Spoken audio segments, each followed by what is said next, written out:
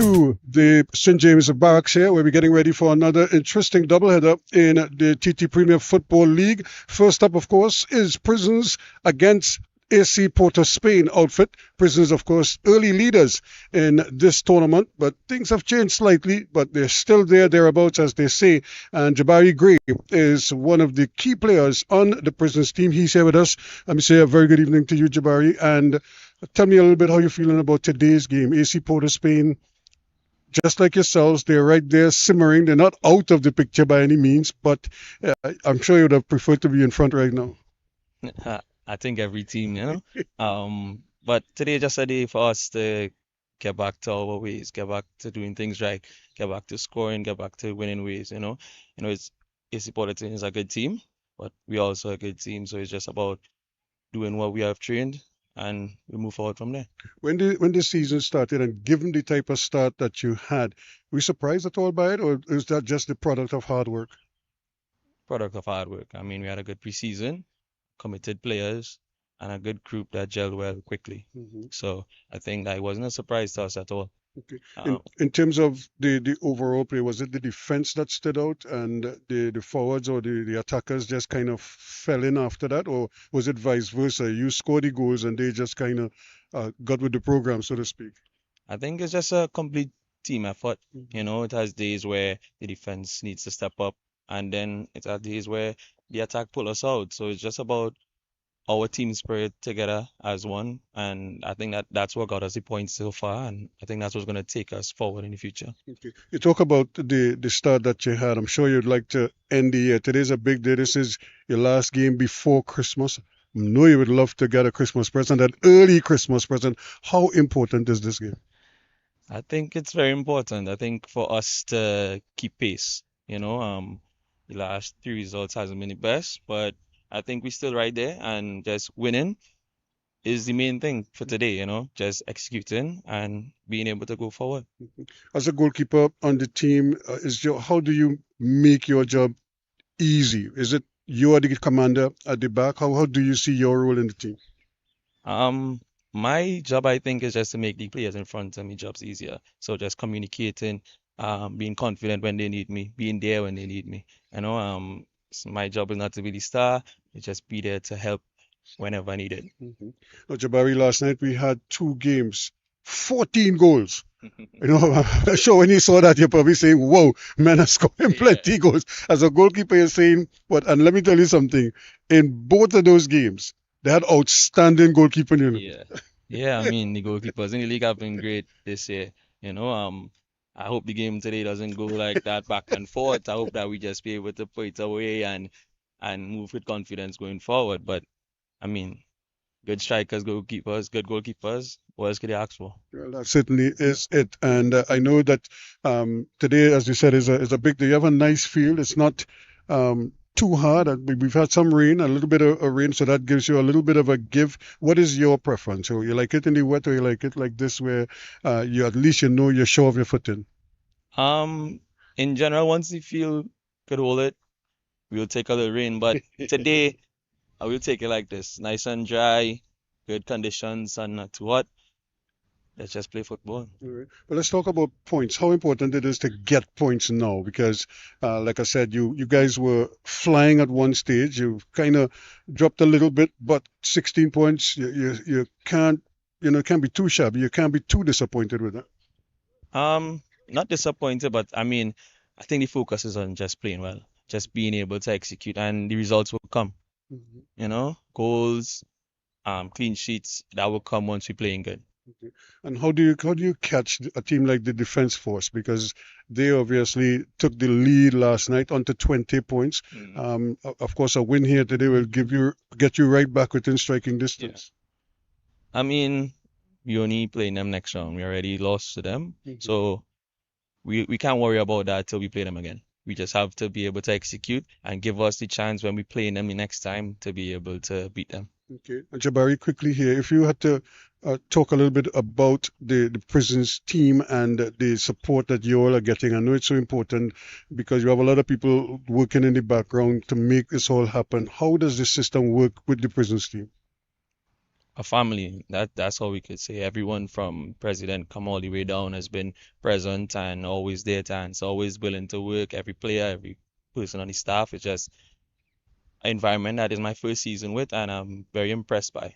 Okay, Jabari, thanks so much and all the best later. All right, thank you, man. So they just had one half of today's duel. Of course, it's Prisons against AC Port of Spain, and we'll have a bit of a response coming from AC Port of Spain in a short while. And as promised, well, here we are, because we heard from Prisons, and now we got a chance to hear from AC Port of Spain. Their coach is, of course, Walt Noriega. He's here with us. And Walt, thanks so much for spending a little time with us. How are you feeling about this game? Your team is right there touching. You're not probably at the top where you'd like to be, but you're right there, thereabouts. Oh, yeah, definitely going to be a tricky fixture today. I've been watching Prisons play for the last couple of games, and they're doing some nice things. So it's up to us now to execute and be solid defensively. But I expect a tough encounter this evening. Okay. How has the preparation been coming into this game? Are you happy with what you're getting? Preparation was good this week, so I expecting the boys to fulfill all that was said during the week, and the work that we done this week. It's supposed to be a very nice and exciting game. I know points are always at a premium at this stage of the season, especially as you're getting ready to close out the year. You're going to have a couple of fixtures here and there. I mean, how important is this particular game? Definitely. The boys as well know that the importance of this game and the next 2 other games before the end of the first round. So we want to get 9 points in our next 3 games and start with this one today. Now, what have you been working on principally? Because you have 11 points right now. Where you think you've been falling short a little bit? I think we start off a bit slow, and we always conceding in the first 10 minutes. So it's something we had to eradicate. And then in the final third, I think we just had to show a little more composure and get the ball on target. But basically, it's about executing in that final third. And of course, your squad, you feel the fitness levels are where you want it to be now, because I know sometimes some teams kind of work their way into the season. Definitely. The boys' fitness coming along. As a new squad again, we're rebuilding. So it will take time for the little gelling. But I think the squad getting where we're supposed to be. Okay. Now, what are the goals for this season? I know everybody wants to win, but let's just say you don't win. Where would you want to finish if you can't win the league? Well, you always want to finish in the CONCACAF spots and them. So we are unfinished business in CONCACAF. So here is where we want to go back. Well, we wish you all the best and best of luck, not just tonight, but for the rest of the season. Thanks a lot, Russell. Yeah, well, they just heard it there from the man himself, Mr. Walt Noriega, the coach of AC Port of Spain. They're promising a good game, and we could only wish that we get something that we got last night, where we had 14 goals in 2 games last evening, 7 in each of those games. Well, we live and hope, but that's the situation here. It's AC Port of Spain against Prisons, and that's coming up next. Coming to you. Good. Yeah. 3, 2. So there we have it, folks. So we're getting ready for this very important game. You see the reserves making their way out, and pretty soon we should be seeing the starting lineups, the starting 11s for the respective teams. These are the conditions under which they're going to perform today. Fair at first and becoming partly cloudy by late morning and into the afternoon, with light or moderate showers in varying areas. There is a low to medium chance that a moderate to heavy shower could in fact arrive sometime in the evening session, but so far today we haven't really seen that, and it's expected to be mostly fair, but with brief showers in some areas.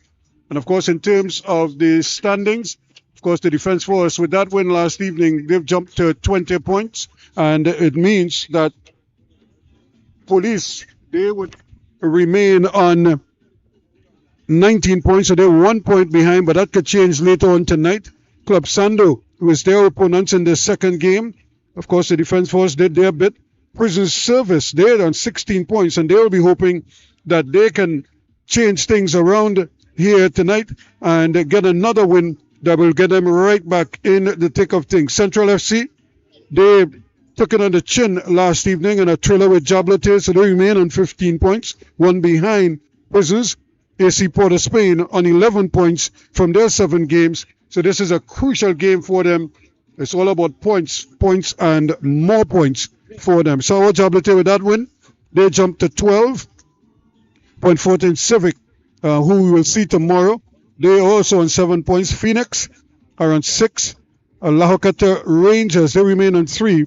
And Nova Caledonia and Kunupe on 1 point each. So those are the standings coming into this game. So it really makes for an interesting battle here. Can these teams separate themselves one from the other? Because like I said, because it's a little bit of a conundrum in which they find themselves, neither one of those teams expected to be where they are right now. So they need the points to move forward just a little bit. And pretty soon we should be seeing the starting 11s making their way out into the middle. And as they get ready, we see the officials for this game as they're getting everything sorted out. Timothy Derry is the referee. And they're probably just doing their final checks to make sure that everything is in shipshape. And pretty soon we should be seeing the players making their way out. Right, so Chris Gill is here with us. And Chris, this is an important game for both of these teams. And of course, we could only wish for a good game, because last time we got 14 goals and we're hoping for something similar. Although, given the quality of these two teams, I don't think we're going to see that. Good night, Ruskin. First thing, let me begin with some of the technical stuff. We have a smaller field. And talking to the coaches after the matches last time I was here, and a couple of the other coaches, it's not a field they like. And a lot of them are talking about, because of the size of the field, it restricts play. Now, it does make for close goal-to-goal action, so we might have more goals, as you say. But again, the quality of the teams is really important. Prisons has been really good defensively, and they have really been good. AC Port of Spain has been inconsistent at best with their goal scoring. They have conceded, but they have scored. Now, whether or not they'll come out, what side of them we'll see tonight is really a good question. If we're going to see the goal scoring side or we're going to see the non-goal scoring side. But let's just take a quick look at some of the starters in this encounter here. And it promises to be a good game.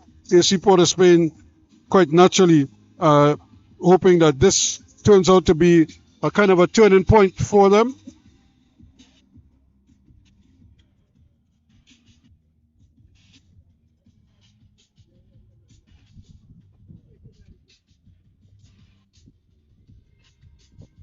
All right, just going to get you this look at their teams. Of course, Jabari Gray in goal for Prisons. And then there's Paris, John, Headley, Simon, Williams, Grazette, Vidal, Seals, Paul, Figueroa, and of course the coach is Dexter Cyrus. And of course for Athletic Club Port of Spain, we have Marvin Phillips in goal, the recently retired Marvin Phillips from international football. And of course we have Weeks, Primus, Cyrus, Charles, Armstrong, Charles, Paul, less than Paul that is. Of course Nathan Lewis is also there, Holder, Wilson, and of course Sam, the coach is Walt Noriega, who we heard from a short while ago. So those are the key players and the officials. And now it's down to the nitty-gritty, the business at hand, which is to get this game on the way. And Chris, of course, we have good conditions. Excellent conditions. It's not too hot and it's cool. But it's really cool conditions. But what we have is approximately, I want to say about 22 degrees. I'm not actually sure. I'm not looking at it, but it might be a little warmer than that. Clear skies, not too humid, so great conditions to play football. A couple of things you want to take note of. I see Brent Sam is on the field for AC Port of Spain, and I think he hasn't started in the games that I have done. He hasn't started. I think that's an interesting move because he is a player that can get up in the air and control that aerial ball going forward. So that's one thing I want to see if that's a change that they've made, at hoping to get goals. I'm not sure about, this is my first game seeing Prison, so you will have to tell me how they are going. Well, not being a criminal myself, I haven't really been arrested for any. Folks, you could start joke number one. Any nefarious behavior. So I haven't been in close contact with the prisons officers of this team, but you have to admire them because of the start that they had. They looked like they meant business very early on, and then it was really about maintaining now, because it was never going to be a situation where they would sort of run away with the league.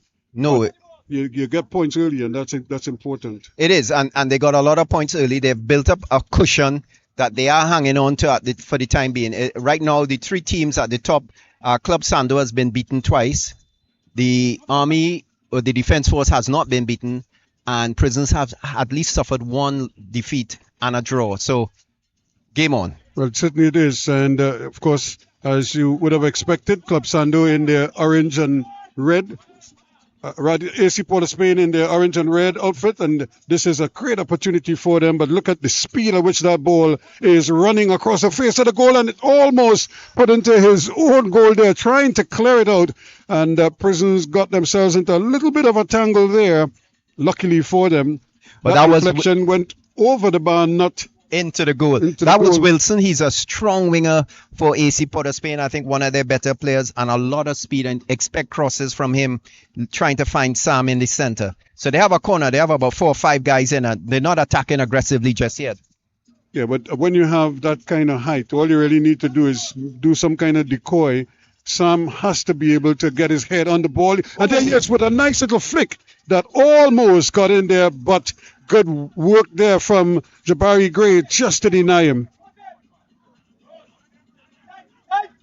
Prisons deciding that they're going to just try to cool it down just a little bit and not try to go at the breakneck speed that AC Port of Spain would want them to, which is good strategy. You dictate the pace at which you want to play, and hopefully you can get the composure. But I think at this stage, Chris, they just need to find some rhythm, find some momentum, maybe pass the ball among themselves a little, let everybody get a touch. It's always the case in the first 5-10 minutes. Everybody's trying to settle down. So with Prisons here, they're taking their time at the back, but it is about settling down Yeah, as they spread that ball across. Wesley John at the back there, of course, is crucial to them, as well as Paris, their captain. And here's John once more. Looking up, of course, that big diagonal ball is always on, and they will be hoping that this could be the key to them now. Good football once again, but run into problems, and here they come again, just trying to break out maybe a little too quickly there. Armstrong never had a chance.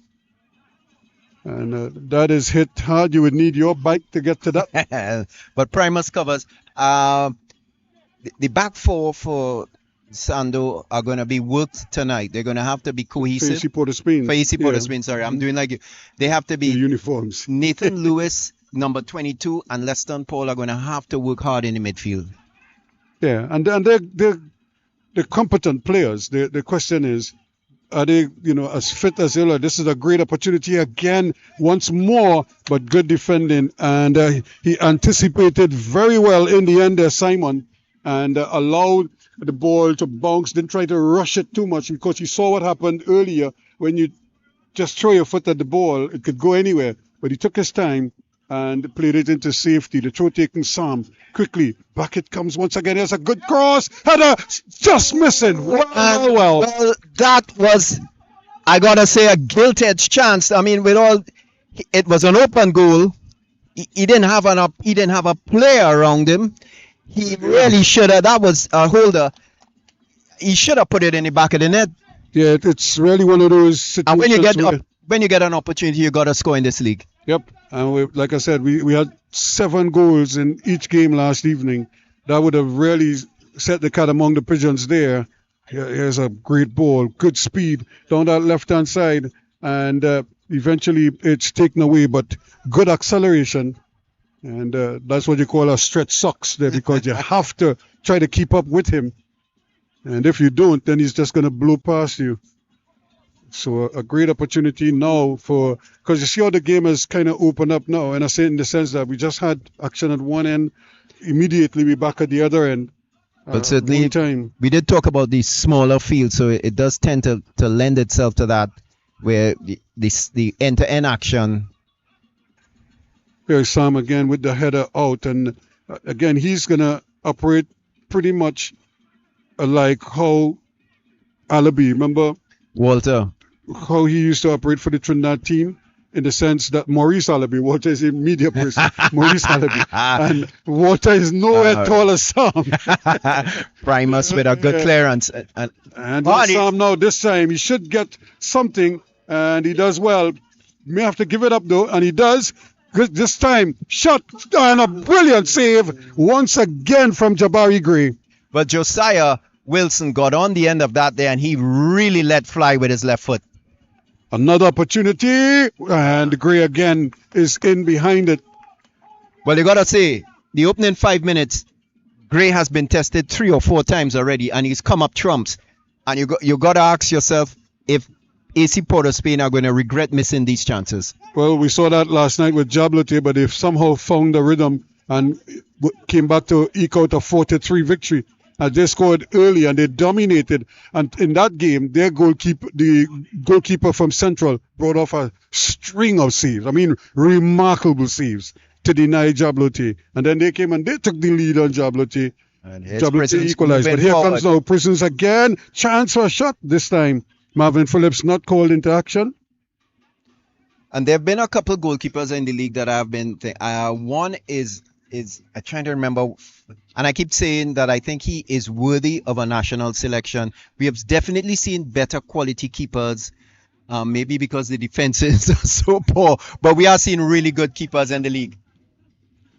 Sam again seeing a lot of the ball early on, and this is going to sound another good ball, but interception again. Simon does very well as they come away with it quickly into space. This is where things get interesting, because they're trying to just basically send Figueroa forward early. He's a small figure, but he's quick. And they're gonna have to keep their eyes on him if they can't get their legs moving with him. And certainly both teams are threatening with very fast frontline players. But the difference is right now, there's Sam is definitely doing the job that I think he always could do. He's holding up play, he's distributing the ball. You're not getting that from AC Porter Prisons right now. So AC Porter Spain are dominating in the middle. Prisons are doing that long ball kind of tactic. And again, it's like I say, there are many ways to skin the cat. Let's see how they get it, trying to get it to Sam. Sam does well. Just can he get something going? Opportunity! Blocked really.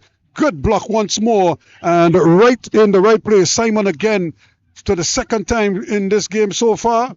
He's the man, Johnny on the spot. And here he is again. It's his clearance that kind of eases the pressure for Prisons right now, and this allows them to get going in the opposite gazette.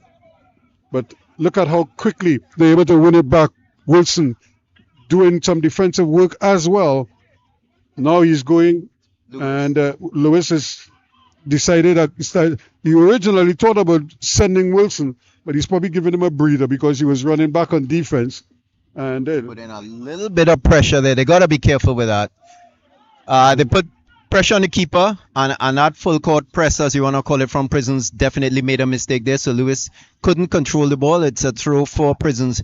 And so we've seen a little more sustained pressure by Prisons now. Yeah, they're coming into the game, and like I said, it's difficult for any team to maintain that pressure. Here's a shot, Figueroa looking for something. Shot, saved, easy. No real power in that one. He kind of mishit it and didn't really get it full blast. And again, this is the vagaries of a ground like this, because these goalkeepers are so good in their distribution in terms of their kickouts that it's one bounce sometimes and the next goalkeeper from one penalty box to the next. Yep. And the next goalkeeper is easily in place. But here comes Lewis once more, as he has time and space with which to work. Remember, there was a time when Lewis was easily the top scorer in the domestic league. He's kind of gone off the boil a little bit now. But he's playing a midfield role for AC Porter Spain more than a forward role, so his scoring chances are going to be much less. This is offside. Simon just found himself into an offside position there, and wasn't too sure if he was offside. He didn't like the call too much, but they were able to... I think that's number 19. Shaquille Holder. Yep. And he has also been sort of very, very versatile. He's played at the right back position, but he's also played at the right wing. So he's kind of moving up and down, and in the midfield as well. He's really a good player. His work rate might need to increase, but he's a talent. Prison's slowing it down right now, and that's what you need to do. The game has started off at a crisp pace, and I think for both teams, they're trying to catch their breath. Well, again, now you could get the ball into the advanced position, and I think that's what they're trying to do, to get it back to their midfield that way, because they can't get it to their midfielder because the field is so congested. And it's really about getting it up and then getting it back. So now the midfielders are facing where you want them to go. Right now, the AC Porter Spain midfield is doing a little better job of trying to get the ball down as much as possible. Well, you just had Sam again, and he's been in the game. He's not started a game that I have witnessed for AC Porter Spain, but he's had more touches here than I've seen him get in the two games that I saw him come on for. So I think he's important, and I like how they're focusing the game around him. And good composure at the back again. They're trying to make sure that they take care of business. Primus and company. Here's Sam once more. And the big fella certainly seeing a lot of the ball early on. And this is going to be very interesting. Again, Armstrong. Can he get across in? Sam here, there, and everywhere. But he was robbed of it on this occasion. However, they give it right back to them. Prison's very generous. On that occasion, not sure what he wants to do here is Nelson Paul, but that's not a good ball. It just seemed to bubble up on him. And Primus again coming forward and helping out. Well, that has to be a foul. He was climbing all over the man. all over the mat. But well, the foul has gone for Prisons, and I didn't see it that way. But the referee's closer than I am. So Yeah, because sometimes the man on the ground sometimes is the one who gets the brunt of the punishment. And I think the referee was giving him a little bit assistance there in that regard. Now, that's a set play, but it wasn't meant to go that far. And as a result, it's and going the other way. Holder's been released. No, he just can't get to the ball in time. So Prisons have tempered the strong start by AC Port of Spain. They've kind of buffered them, gotten through these first 10 minutes without conceding a goal. So now the game is on in full. It is, and this is Primus here finds Lewis. It's a bad pass. Horrible. so. This is good football again. They're trying to just establish themselves in the middle of the park as they keep possession again with Wesley John. He decides he's going back in the middle to Paris, or rather coming out of the back and helping out. There is Ronel Paul. So he's dropped right back inside. This now is Paris, who's picked up the ball and they're knifing their way forward. Seem to get in each other's way there and not able to sort out whose ball it should be. Seals should have kept possession. And good turn, good aggressive play there. Headley keeping possession. And they decide they're going all the way back. Simon presenting himself, but Paris decides he's going to come and take charge. That's a tough ball because he's going to have to go around his man and try to get him. Grisette is quick, but I don't know if he's that quick. And the early ball back. Can they? And I think Armstrong there lost out. He was under pressure from the Prisons player. Oh, good ball. Good football, Paris again. Curves this one and a chance. No contact there. And certainly a great ball. Figaro should have done better with that. He needed some kind of contact. I think any kind of touch there and it would have been 1-0. And that's the thing. Again, that would have been had that gone in, all the missed opportunities that AC Port of Spain failed to take advantage of would have just come flooding back to them. Yep. As I say, in this league, you don't score, you're going to pay the price for it. So right now, it's still 0-0, folks. We're here at the Ken Cook ground in St. James at the police barracks, on the western side of the police barracks. Fantastic weather. If you're looking on and you want to come down. It's Trinidad Tobago Premier Football League action. We have Prisons versus AC Port of Spain. And so far, it's still goalless in this encounter. We're playing 14 and a half minutes now in this game. And he does have help out wide. Simon is presenting himself, but he's hesitant to play the ball. And Headley and company still trying to keep possession. Wesley John, of course, is a very capable defender, but I'm not sure how his passing abilities, how much it has improved. This is another early ball. The goalkeeper could come and get it, but he's decided to allow it to run. I thought for a moment he could have easily claimed it, and maybe start a quick counter attack. But John decided to wait great and allow the ball to pass right across the face of the goal. That's dangerous because you don't know who's coming blindside. And that cross was by Armstrong. Another ball played towards him. He takes this one down nicely, but immediately comes under some pressure. And this is where they could run into some problems early and try their best to sort things out there. Weeks did very well. Here now is opportunity again. And Wilson coming inside this time. Nathan Lewis, of course, is trying to kind of get his legs here in the midfield position. Has a lot of work to do going forward and coming back. Remember, when you play as a striker, essentially you're not doing that much running. Not much running, but now you have defensive assignments. Here's a shot coming from distance as the defense was kind of sagging on him. Primus was backing off, and the shot eventually came from Grisette once more. So still no goals in this encounter. You know, if you're a Liverpool fan, Liverpool got a 1-0 win over a 2-1 win over Tottenham today. But Tottenham were down to 9 men at the end of the game. I'm an Arsenal fan. You are. And well, but I'm an Arsenal fan. well, you're actually speaking to a gunner here. And the thing about it is that they were leading Everton 1-0 late in the game. So I'm just hoping that they held on for the victory. But Everton has been playing good football. Yep. Here comes Prisons. And Taking their time. take a guess who scored. For who? For Arsenal, it's just one goal in the Saka. game. Gyökeres. Penalty though. But he is a talent. His holder, he's wide. He has a couple of men inside. Sam is inside. He's gone to the byline. Taken. He's pushed back.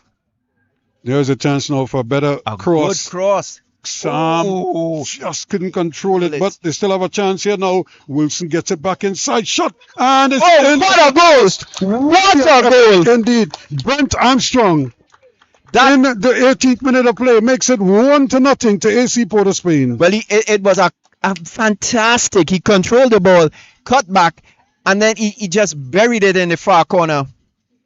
Gotta love that. A half a chance made into a whole chance. I thought the chance had gone. I thought after Sam missed the ball, the chance had gone. Yeah, because Wilson also took it and was trying to get it back inside, but he intercepted the pass and took advantage of it. We aren't look.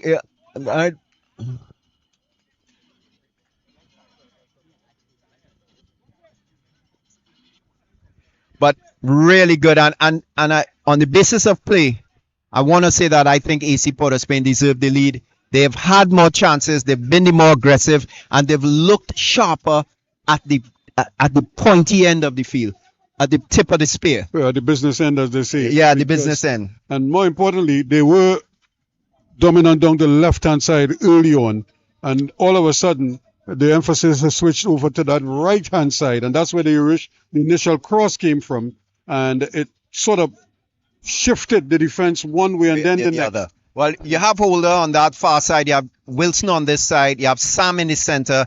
I think that's a really good setup for AC Port of Spain. I said, I think they all the teams here are trying to find a rhythm, find players and see how it works. This system is at least working for AC Port of Spain at present. So here again is a pass in by Wesley John, and he gets it back. Still looking for something, and giving it there, but again, Primus intercepts. Yeah, and again, Primus didn't start a lot of the games that I saw. He's on here, and I think it's a case of guys getting their fitness later on rather than early on. Ooh, and he just couldn't hold it in there. Yeah, that's a it. goal scorer. Yep. Armstrong, but he was Well, unlucky then to let the ball went out. John, and he's taking that ball over to Paul. I think they're doing a good. Paris, they're doing a good job at the back, and they right now they're all squeezing into the AC Port of Spain half. Yeah, that's careless though, as he allowed that ball to just. And that's run. one of the things you and I notice about the 3-4 passes, and then the 5th or 6th pass when they're moving forward, and it's errant pass, an errant pass or a dribble, something that loses possession. And the ball changes hands far too frequently. Far too frequently. See, again, he's looking up to see what he has forward. But again, you have to keep your eyes on the ball because it doesn't bounce. Look how the ball is bouncing a little bit. You know, it's not a consistent bounce. Yeah. And so you have to be so careful with the ball. You have to keep your eyes on it all the way. That's a tough ball to control, but he did very well. Figueroa still turning, still trying his best here to turn and twist and try to get something going there. But he was trying to find singing support. He didn't get that. He was trying to look for Gazette. Gazette wasn't close by. He's sort of in and out. So throw to AC Port of Spain. And Sam does the job. This is again is the bounce of the ball that is such a challenge for defenders that you're never comfortable because it's not going to sit down on the ground. You have to make absolutely certain. And so that's why they always encourage players to not dwell on the ball too much. Wilson. The ball played inside. Chance for the reverse. He doesn't get there in time and losing out. But now Again, the diagonal ball trying to get it over the top, but it's nicely handled in the end. As they, He's looking for Verdi. yep, he was trying to see if he could get it way over on the far side to Vidal, Vidal. but it's I'm not looking at getting there. I'm looking at Ruskin's handwriting. Now, you wouldn't understand that. You have to, I don't know if you can read Chinese. But again, maybe too much. This is Singh. Or Simon, rather. Cuts inside. Again, the options are not there. The players have to find separation. They're not getting the separation. And nobody's presenting themselves to the ball. That's another deep ball. But again, you're going up against a man who's almost 6 feet tall. So you have to at least turn him around. Don't just hit the ball straight to him. Here's another cross ball. And again, it's Lewis getting there. And I think Well, it's he constant misjudged it. pressure here now from Prisons. Oh, and he gets in his own man's way. Yep. That St. Paul does well. Tries to turn away from the pressure. There's a shot. No. They still keep possession. Now can they get a shot off? Blocked. And another one blocked as well. And another one. That too is blocked. So good defense. And we still have a player down on the ground. The referee hasn't stopped the game. And this is the time he needed to shoot. When are you going to shoot? The ball bunks in at a good, comfortable height. And he just watched the goalkeeper, as they say, and then decided not to shoot, to make a pass. Because by making that pass there, he's really given up the responsibility, asking somebody to do What he should have done.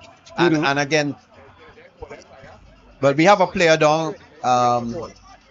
And I'm not sure. I can't see the number here. There's 24 minutes long. I think that Looks like Nathan Lewis. Yep, he took the ball. I think he got blinded. The defenders went up for the ball. He probably thought they were going to head it, and he kind of relaxed. So when the ball missed them, it hit him. It probably hit him Square in his solar plexus or someplace, and just knocked the wind out of him. So just a delay in game. So far, we have seen one goal. It came from Brent Armstrong. And it was a really good goal. Turned, hit it left-footed into the far corner. Keeper really didn't have much of a chance. That Came off the post. and outside of that, we have seen maybe 3 or 4 chances from AC Port of Spain. Prisons has had, I want to say, maybe 1 or 2 good chances, but yet to convert. So another opportunity now for them to probably get the ball in, and John with a long ball. he's just trying to give it back to the AC Port of Spain team. And I think the referee was of the view that they were going to do it anyway, so they didn't really bother to pressure too much on what is happening there. So we're into the 25th minute now. Yeah. Big battle going on there again, as the players not backing down, not giving an inch. Well, that's what it's professional football. So we want the players to act or give a professional effort. We don't expect anybody to back down at this level. AC Port of Spain, again, just a little bit of disjointed play right now, folks. Again, if you're looking at the game, AC Port of Spain is a team in yellow. On your screen, they'll be going right to left. And Prisons is a team in a sort of a green and yellow, blackish maybe, and they are going left to right. And They're on the move now. This could be interesting. Can he return the ball? A little too strong. And eventually it's cleared away. Lewis was right there sensing that there was danger, and Figaro was right there with him. And he opted not to allow it to run any further across goal. Well, he did the safe option, and that's what you have to do. He didn't know what was behind him. Did the right thing. Corner to Prisons. Yeah, safety first, as they say. Figaro is going to take it. I don't know. Players are looking in. I see John is inside there. This one is an easy take for Marvin Phillips. Keep off his experience. You got to do better than that. Oh, here's a foot race. This could be interesting here indeed. Does Headley have the ability to stay with him? He does well. Forces him backwards. Then he gives it right back. And Prisons on the march once more. Going from right to left quickly. This is where they could be so dangerous. This is speed and more speed. The cook back still Where is the shot? Gazette. And eventually he takes it, and he takes it wide. Well, he was forced a bit to he was forced a bit out and further from the goal. He didn't have the power there, and he didn't have he didn't wrap his foot around the ball as the coaches would like to say, to get a good shot in. Right now, you've seen that Gazette and Figaro seem to have switched sides a little bit, with Figaro closer to the byline on our side here. Gazette has gone over to the other side, so they're trying to just change things up and see if they could confuse AC Port of Spain. At the back, AC Port of Spain, they are keeping their line. Again, Sam is the target here. Does very well indeed. That's excellent. Can he get across it now? Still going. And then he almost fooled himself there. He got his legs all tangled up and lost possession. But it was such a good take that you really felt he should have done better with it. And we have seen an early substitution by Prisons, and it looks as if they're going to take off Gazette, number 15. That is really an interesting move. I'm not sure why. While they'll take off Gazette, maybe he picked up a knock, an injury, or something like that. That usually is the reason why you'll take a player off early on. Yeah. And they're bringing on number 9. So we'll try and see get a thing. But this is, as I said, it's not even at the 30-minute mark here. Less than Paul. But that's Ricardo John, another noted scorer from back in the day. And it's a foul, and the whistle has gone. Paris didn't hear it. no, I think Paris heard it, but he wasn't willing to stop. He didn't take it off. So here comes Grazette is coming off. Yeah, so easily Grazette is being replaced by Ricardo John. Big number 9. And I can't see any form of injury, and didn't seem happy to be replaced. And I think if I were in his position, I won't be happy to be replaced after 50 minutes either. Yeah, nobody likes to be substituted, and especially substituted early. But the worst substitution is when you come on as a sub and then get subbed. that is the worst. It means you're on the field probably for very little, and without being able to really impact the game. Here's the sub. Here is quickly Ricardo John with the chance he's offside. Well, he was offside. He was not offside, I think, the first time he collected the ball, but when he got the ball back the second time, he was definitely in an offside position. And again, it's a good movement by the defensive line of AC Port of Spain. You have Cyrus and you have Primus in the back. They're the two main defenders. There's Leston Paul. Nathan Lewis, as I said, you said he was a goal scorer, but he is definitively right now at the back. Yep. And he's right back. He's playing as the left defender.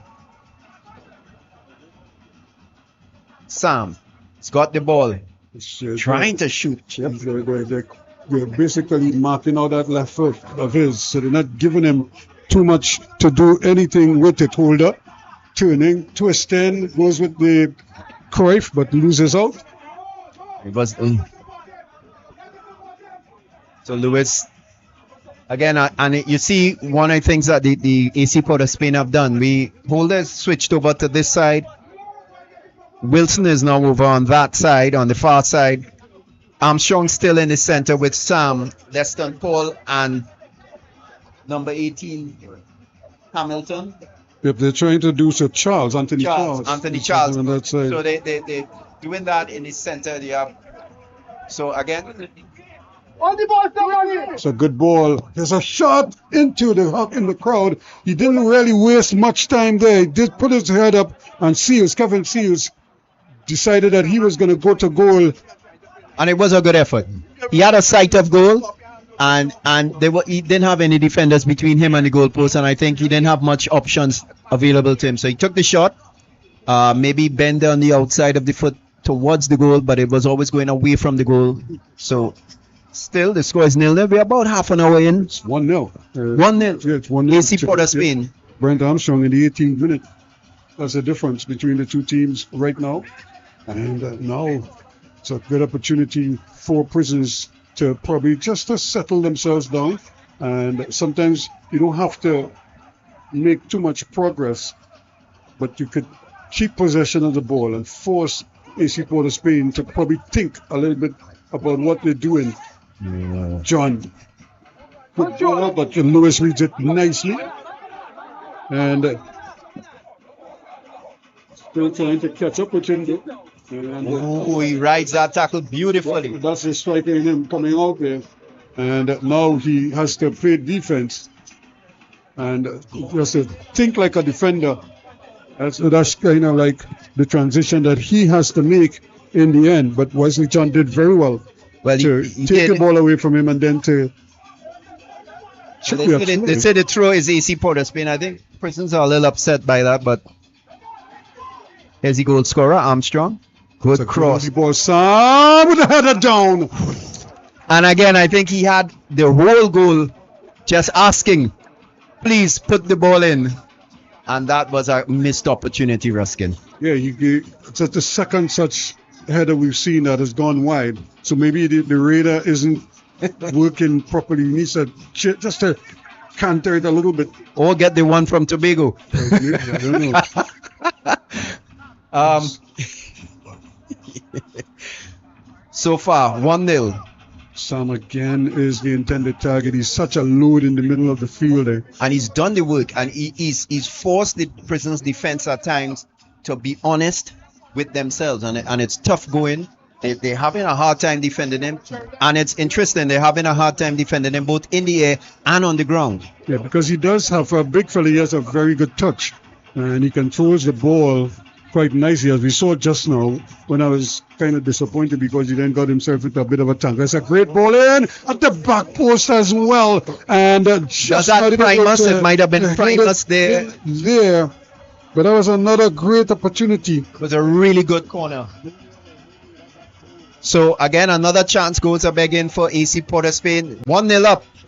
But again, sometimes that's the worst lead. You wanna be 2, 3, 4-0 up. It's an unhealthy lead, as they say, because, like I said, sometimes it just takes a slip or an errant pass or something, and next thing you know, you're all level. So we'll see whether they're able to do so. Good communication. The referee's assistant flag finally goes up.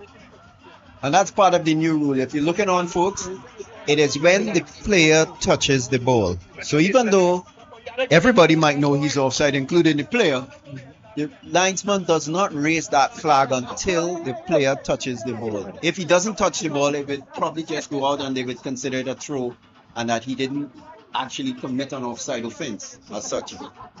If I was a player, I'd run all the way down, and when the ball stops, I'll stop right next to it, don't play it, and ask my teammates to come and play from an onside position. Marvin Phillip with the kick out here. That just goes straight up in the air. Yeah, again, coming flying in there, less than Paul, trying to help out as best as he can in the middle of the park. And again, they get it to Sam. Sam had a good first touch, but I think he might have hurt himself. If anything, he might have caught a peg there from Headley, because Headley was the one applying the pressure. But he's definitely down. And no foul called by the referee. I don't know. It's hard from this distance to see whether it was a fair tackle or not. Because he was flicking. I think he had his foot turned because he was trying to execute a flick, which he did, but he probably got stepped on. And with the foot probably at a bad angle. And the thing is, with these boots that they have now, it's almost like you're wearing a pair of stockings, because they're so lightweight and the material is so soft that the players have really given up protection for comfort. Right. And a lot of these new boots that we have, and the technology obviously is good, but the reality is you see a lot more of incidents like that, where players get stepped on and they get bruised as a result. Whereas in the past, if you were in your old jet shot and thing, that didn't happen. Of course, AC Porter Spain can't afford. Jet shot? I never wore jet shot. Let me tell you, you know what I remember back in the day we had Pony. Yeah. That was oh my God. Folks, we're going way back here. So you never had a jet shot, on a pair of jet shot. So Sam is off the field. We hope he isn't off for a long period of time, because based on how AC Porter Spain have been playing, he is certainly a key point man in their game. He's back on. He's limping a little bit, but he's on the field. Yeah, John with a long ball. He's trying his best. John. He's trying to get Ricardo John going. Ricardo John, of course, is very adept. He's not afraid to get the shot. So here's Williams. Williams shakes off one challenge. He decides that He's going to give it up. There's a great ball in. Numbers up. And safety first once again from Lewis. Good covering header. He was in the right position, did the right thing. And even though we talk about him being a goal scorer, obviously he's channeling those skills into his defensive work, and he's doing an excellent job at the back. Yeah, and it was needed too, because that ball was hanging up in the air there. He couldn't tell what was happening behind him. He knew there were bodies there. Who was there? John trying to get in front of it. He got the header off, but not on target. And that was difficult. That was always going to be. He was coming towards the ball, trying to hit it on the far side, but the angle he was coming almost into the ball. So it was always going to be difficult for him to get it on target. Yeah, it's one of these situations where persons are, they're knocking. They have them having their moments. Is it as much as they would like? Probably not. But they still have to keep plugging away, and hopefully they'll get a breakthrough at some point in time. That's a good challenge, but it's not the easiest assignment when you have to contest somebody who is a good foot or so taller than you are. But they did the smart thing. They forced them wide. Well, a bit of smart play there by Shaquille Holder. He was surrounded by 2 or 3 Prisons players, and he decided the best way out was to hit the ball off a defender and get a throw in. So that's what they had. Cross. But it's a low cross that was never going to get to its target. Charles. Still holding possession. Cyrus just beats it up. This is the whole idea here. They have to work over it. Lewis plays the ball inside, but again, Wilson trying his best to keep possession. Ball taken away. Quick ball played back again. Ricardo John. Paris now looking for options. Very well controlled. He didn't see much there, but he was under pressure the entire time from Sam. So again, that's one of the key things about an attacker that is willing to start the defensive action from high up, puts the team under pressure early on. Again, another ball trying to squeeze it in, but again, there's a bit of traffic in there, so the ball is easily intercepted. However, Prisons still have possession. Paris once more looking at options. And I think the ball just rode up on him just as he was about to play the ball. He just seemed to jump one of those bad bounces. And as a result, he more chipped it than passed it to his teammate. And the ground is definitely not as lush as, say, an Atto Bolden Stadium. It's a little drier here. We've had mixed conditions over the last few days, depending on where you live. Some areas have had a lot of rain. This ground doesn't look like it's seen a lot of water. Paris again with another brilliant ball, and this is going to take some getting to there, but Cyrus did very well to get across.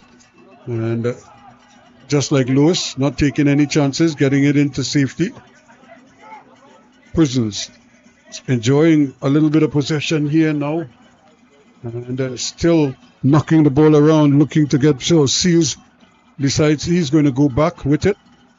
And so they're just keeping possession here now, but they're inside the AC Port of Spain's half of the field, and the ball just wouldn't stay on the ground. Look at how high it's bouncing.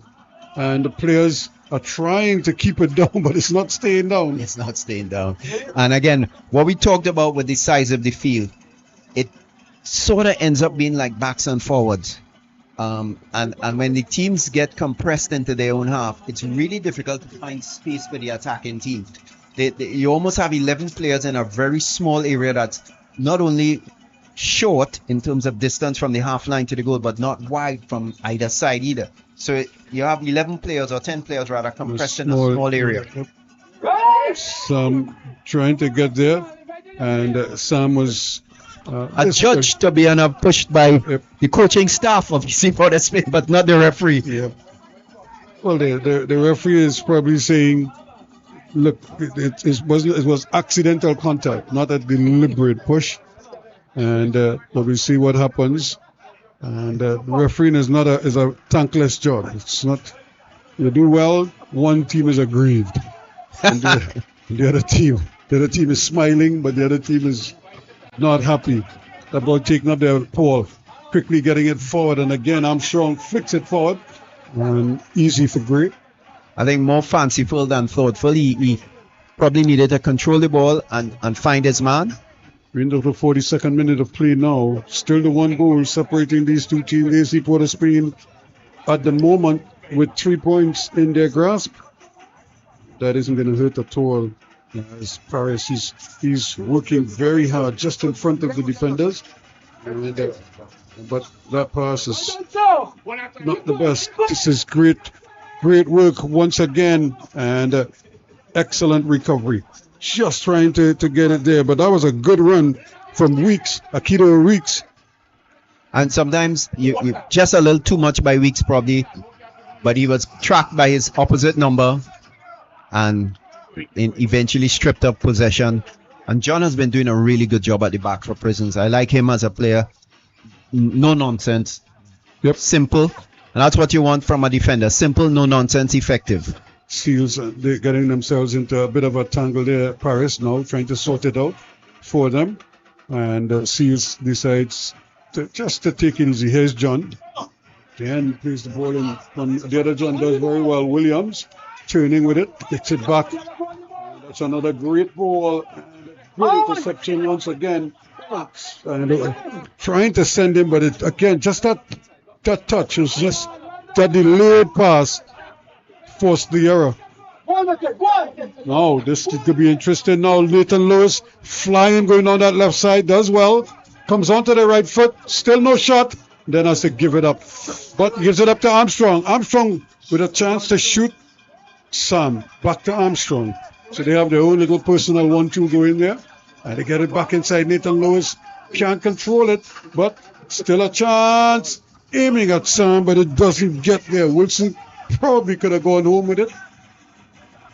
Paul into Sam, and Sam, of course, is being closely marked. And they say it's a foul and a free kick right on the top of the box. And again, a good interplay at times, but they just lost the impetus by a bad pass or miscontrolled of a ball there, and just that was the point where the chance just went away from them. Now, Sam, I don't know why the other guys are standing over the ball from that distance.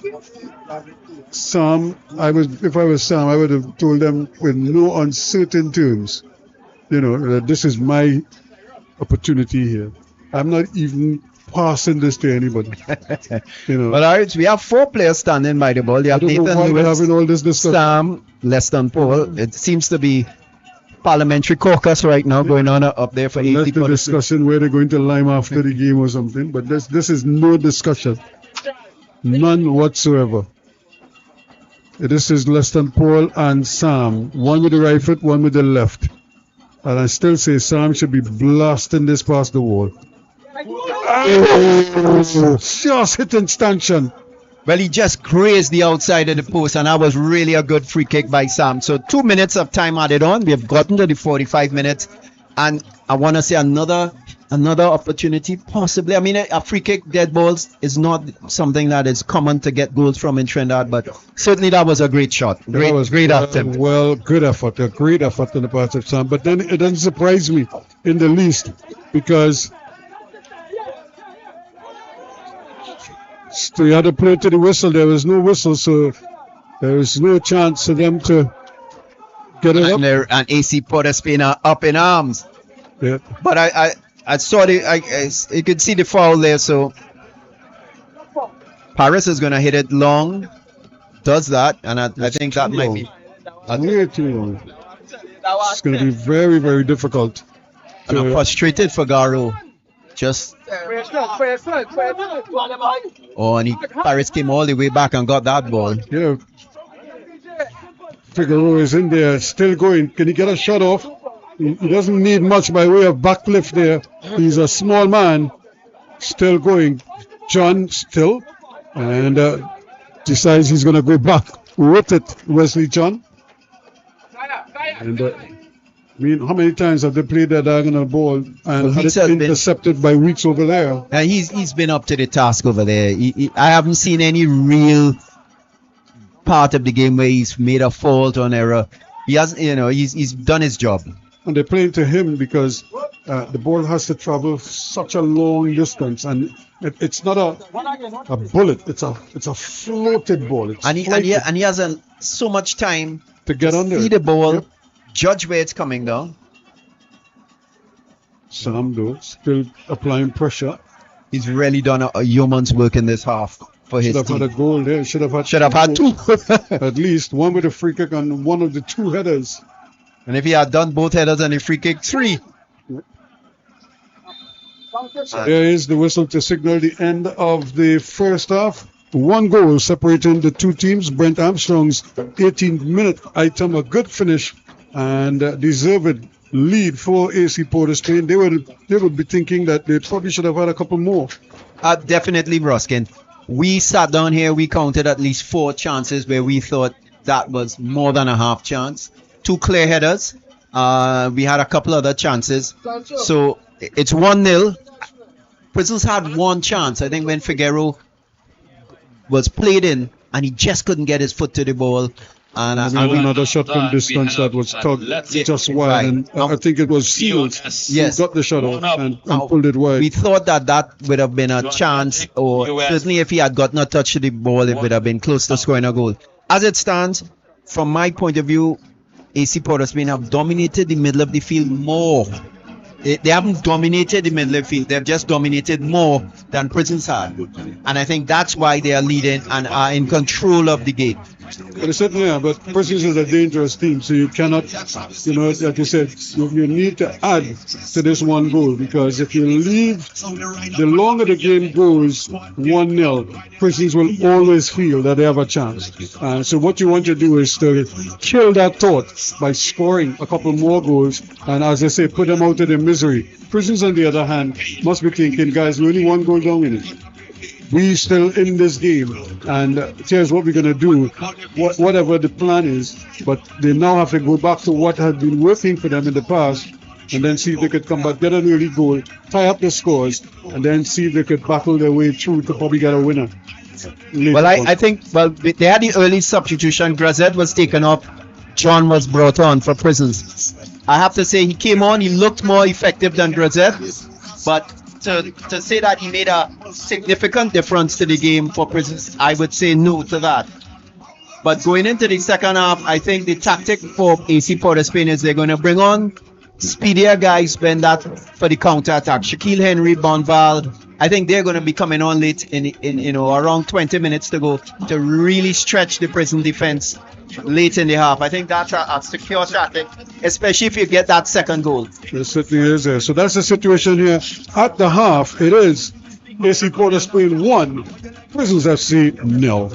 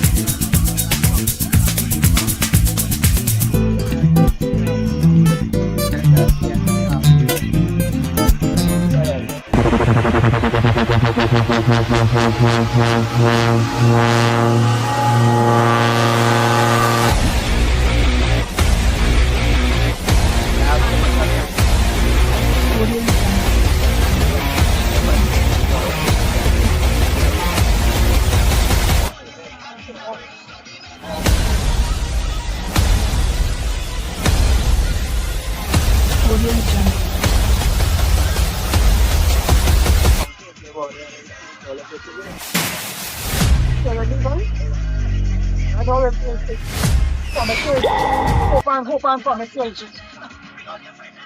I go back.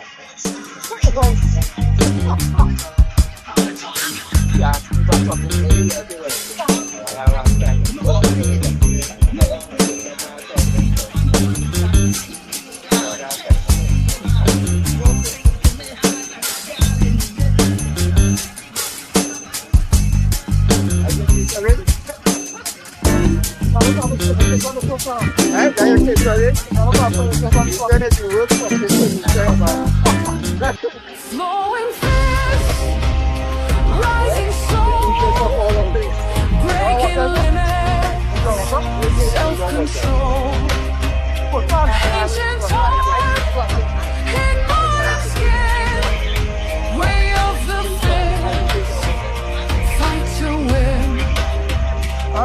We can walk without fall. Do that. Roll out your arm, but when I get up a chance, I can walk. If I know next time, I'm coming from my not small to lot, and some more than other. And bring another light to the back to work.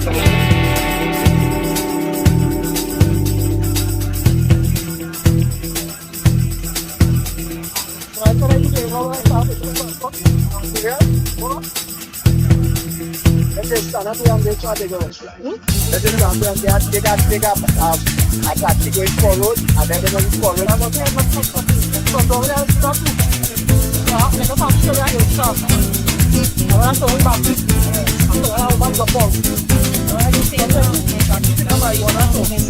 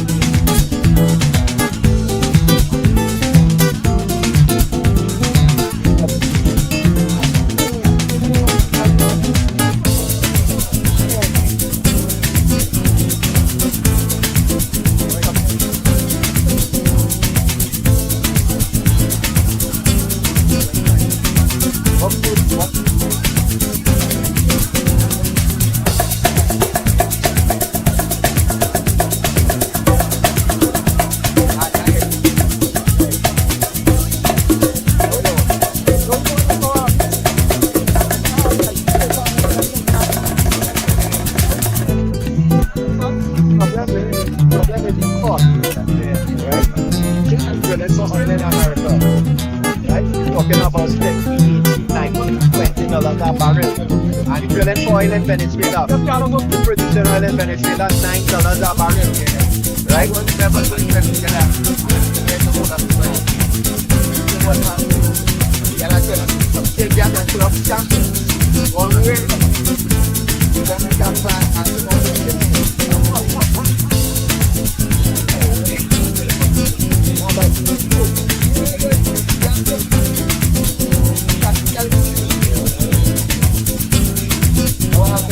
They are going to be lowest gas prices. International market is a cost for producing oil, right? Or for making oil for gas or whatever, right? So, which is why people talk about the refinery. This refinery, our refinery was so old, right? It wasn't efficient. And what's going on is they will have it running, and then something breaks down, and it's doing some kind of that has no gas. That's wrong. Never had. And then something else like, it's like, I'm waiting long, they get one is bad, Small one, smaller one. That one, older. That one, okay, I'll tell you. What was it? Talking about see everything I look for. Get that.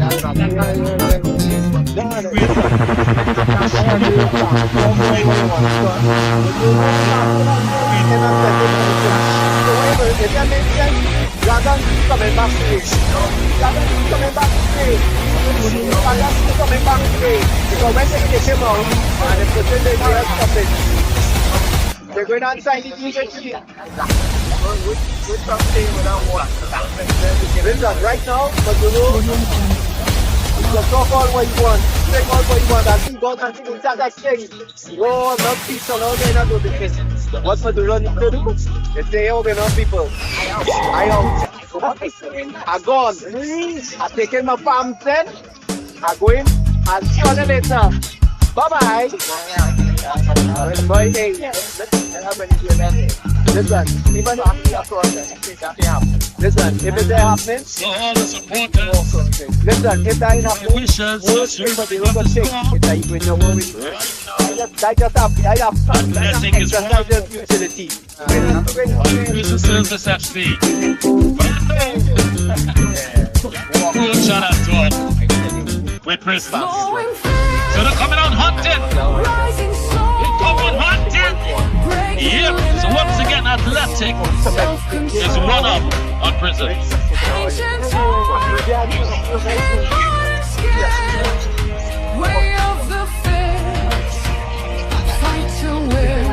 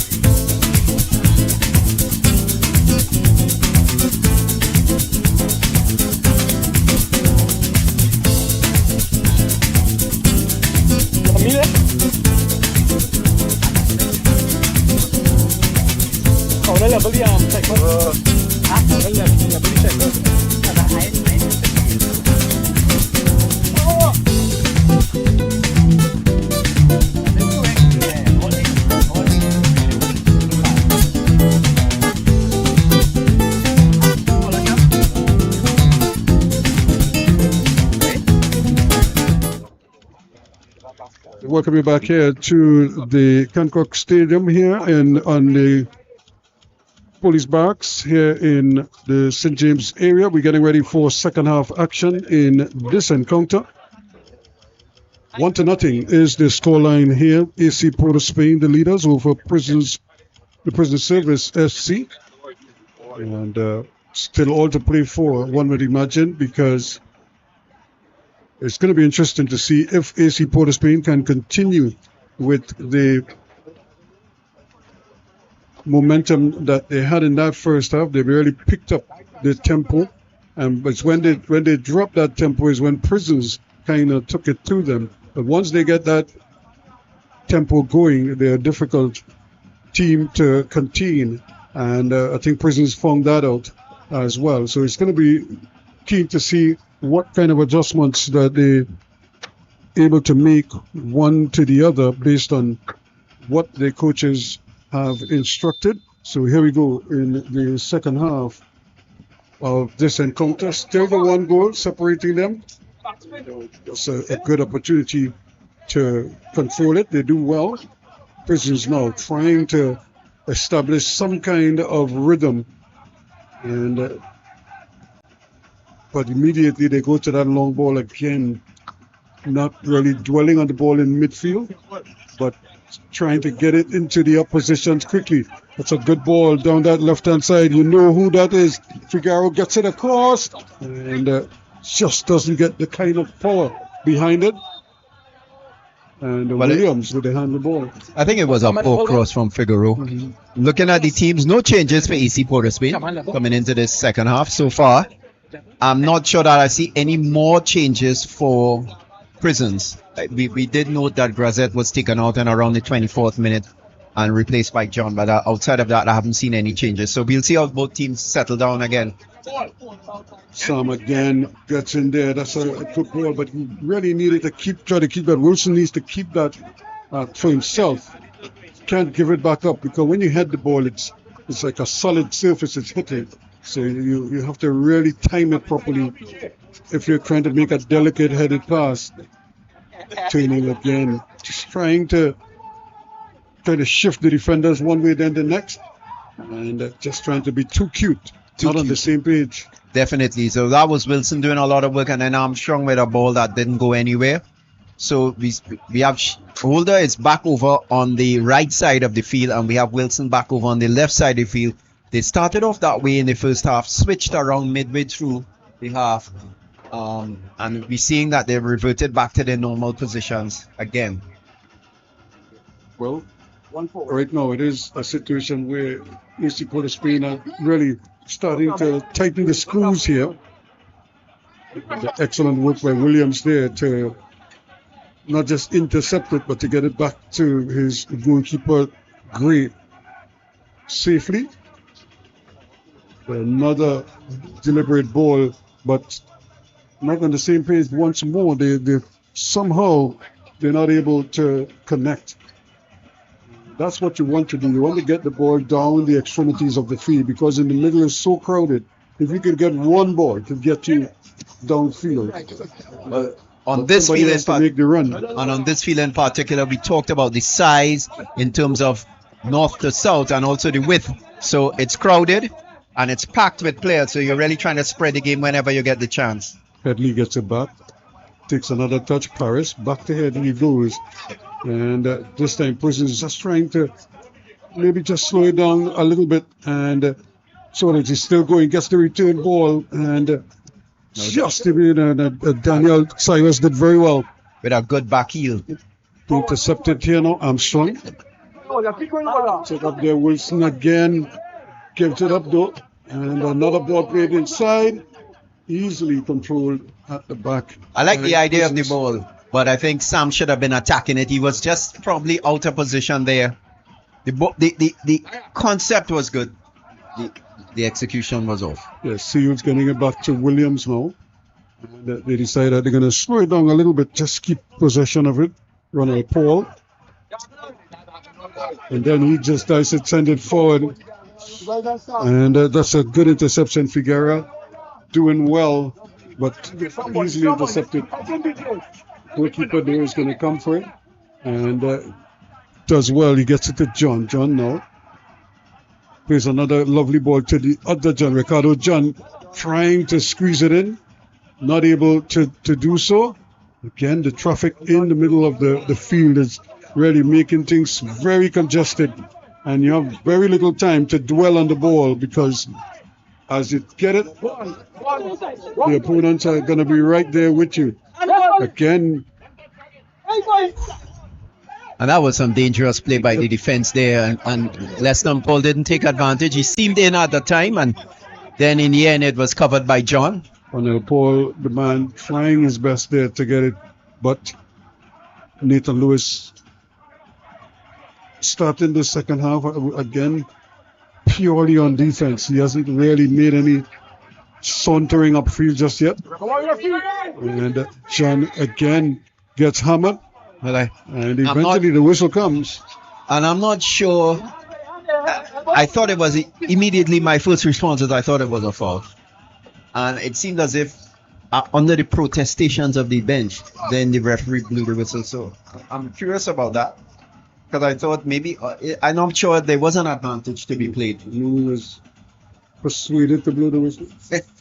No, I don't think that's it. I think maybe he was playing the advantage, but I didn't see an advantage that could have been played there at all. Well, Because the ball was not traveling towards the goal. The ball was traveling away to the goal for AC Port of Spain. Again, folks, AC Port of Spain is the team in yellow playing left to right. Prisons are in green, dark green. They're playing right to left. AC Port of Spain is leading 1-0. Armstrong in the 18th minute. He's number 15. He scored. Brilliant goal. And so far, a couple of opportunities by them, but no other goals. We would say one gilt-edged chance for Prisons, and they didn't take it. And they're simply trying now to stymie the attacks here by the AC Port of Spain team, who are starting to find their groove here a little bit. Here's Armstrong once more. But again, quickly on to him is Simon. Simon has been really torn in their sides.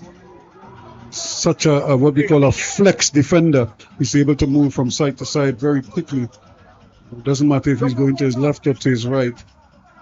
He's fairly aggressive as well. So too is this man Paris, doing very well. But now, opportunity here once again. Can they get possession holder? And thought about the early pass, and then it's brought back all the same. He had a chance to get a couple of players behind the defense of Prison, and the pass was just errant. There's Paris again, but he's brought down right in front of the referee. Referee Derry says, respect me, don't fall in right in front of me. I think so. Do the rest of it. I can see this foul right here. Do it somewhere else, right in front of me. Ball coming straight at us. Headley though can't control it. And now he has to chase after it.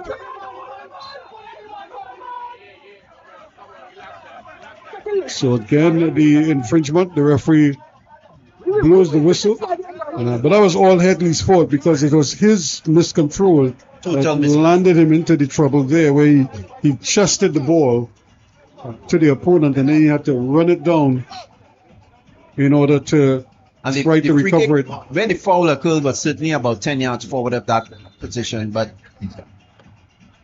they seem content. AC Port of Spain have the ball, and they're looking to put players into the balls. Cyrus, Western Port is trying to deliver something. Primus, Sam, they're all there, the big guys. Right there now, just a chance to get it back in, and the header back in front of goal. Still nobody there, and well, Cyrus did well to get the ball back across goal, and it was panic defending by Prisons. Weeks. He's going to cross it in. He doesn't get a good cross. And the ball might have been handled by Armstrong accidentally. Yeah, but that's very close to him, you know. So I remember in all my years of playing football, I got sent off once in my life, and I saw a similar improvement like that. And the guy was right there and he was kicking. So when he kicked the ball, it was handle ball. All right, Prisons on the attack here. John, and he turns again. He had tears appealing for a handle ball. And there's another one. Weeks with a great interception there. Paris again fighting for everything. And eventually he's brought up, but the referee says no. Well, and here comes AC Port of Spain once again. Sam just not able to. And of all the times to be let down by his control, that was not one of them. And had he controlled that ball properly there, I think he would have definitely put some pressure on AC Port of Spain. The other thing about it though is by that miscontrol, he ended up having to do a hurdle up the bank as well. Now you would know how to climb the bank in cycling, and he had to step up on that occasion there to avoid injuring himself. All right, so Weeks has hit the ball out.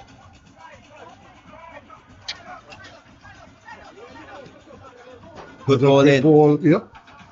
It was going in. Primus had it covered.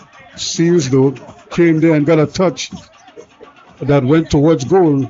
It wasn't on target, but he got a turn just ahead of Cyrus.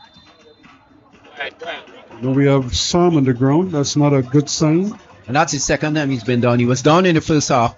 He did get up. We talked about he probably got stamped. And as you say, it's not a good time for AC Port. There's been a lot of feeling the effects. their attacking impetus has been going through him, and you don't want to lose Sam at all.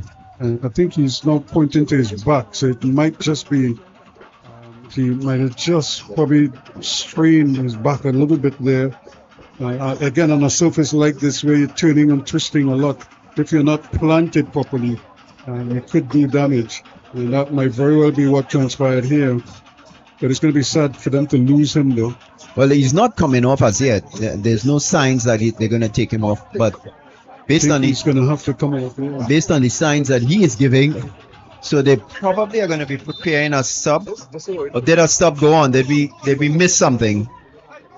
No, I'm counting on the thing. No, it's right now they 1, 2, 3, 4, 5, 6, 7, 8, 9. So they are down to 10 players as AC Port of Spain for the time being. And as I told you, Shaquille Henry is going to be coming on. Now, Shaquille Henry is a totally different type of player. He is still a point man for the front, but he plays using more speed than anything. And he's one who could get onto those through balls very quickly. And it doesn't take him much to probably get a shot off. I think they're going to want to do that. Prisoners, I'm sure, would be very aware of his pedigree. That's a chance for a shot. And when it comes, it goes high and not so handsome again. Williams getting into a good position.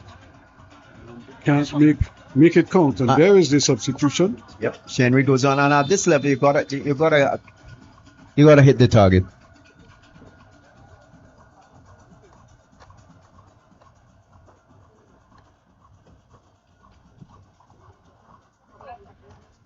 Shaquille Henry, obviously, coming on and hoping to have an impact, a similar impact to what Sam had. Sam really had a big impact in the game. Even though he didn't score, but he had opportunities. He had that one wicked free kick that could easily have gone in. Wilson on the far side, and again, AC Port of Spain starting to dominate play a little bit. This is where is that second ball that they seem to be getting a hold of the loose balls, just as I say, so to make a bad pass. And Commentators curse, Yep. Paul. And sometimes I find they look for the more difficult pass rather than the clearer, easier pass. Holder. Shaquille Holder. Walk him! Got it! Nice one! Hey! still fighting for it. But then he sort of leaves the ball. But he was surrounded by three players. It was always going to be hard. But he was probably waiting on a whistle. No whistle came. You have to play until the whistle comes. You don't wait and hope that you get a whistle. And that's a great ball out. Excellent control as well. Chance for a shot. And again, Marvin Phillips comfortably in behind it. He was scrambling a little bit, but he got there. That was Vidal. Definitely really good control. Took the shot. But you got to say it's more hopeful than anything at this point from Prisons. They haven't penetrated that last third. They haven't really been able to get behind the AC Port of Spain defense. They have definitely not looked effective in that last business end of the park. Again, it's those kind of moving set plays that you're talking about in and around. Quick touches, maybe between the stoppers or in between the wing back and the stopper. So just that you could twist them around, turn them in the area.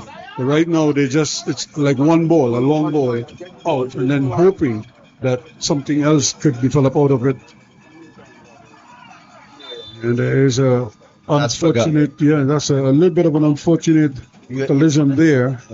And Figaro he couldn't get the ball. He was trying his best, but Nathan Lewis had it covered. And he's down. It's well on Nathan Lewis, and that could be clumsy because it's his ankle that I think he probably got stepped on, well, got rolled up on. And again, you don't want, that's another key player that they can't afford to lose, to be quite honest. So we're going to hope that he does stay on the field. And so I'm going to look at the situation. They're not calling for the trainer as yet.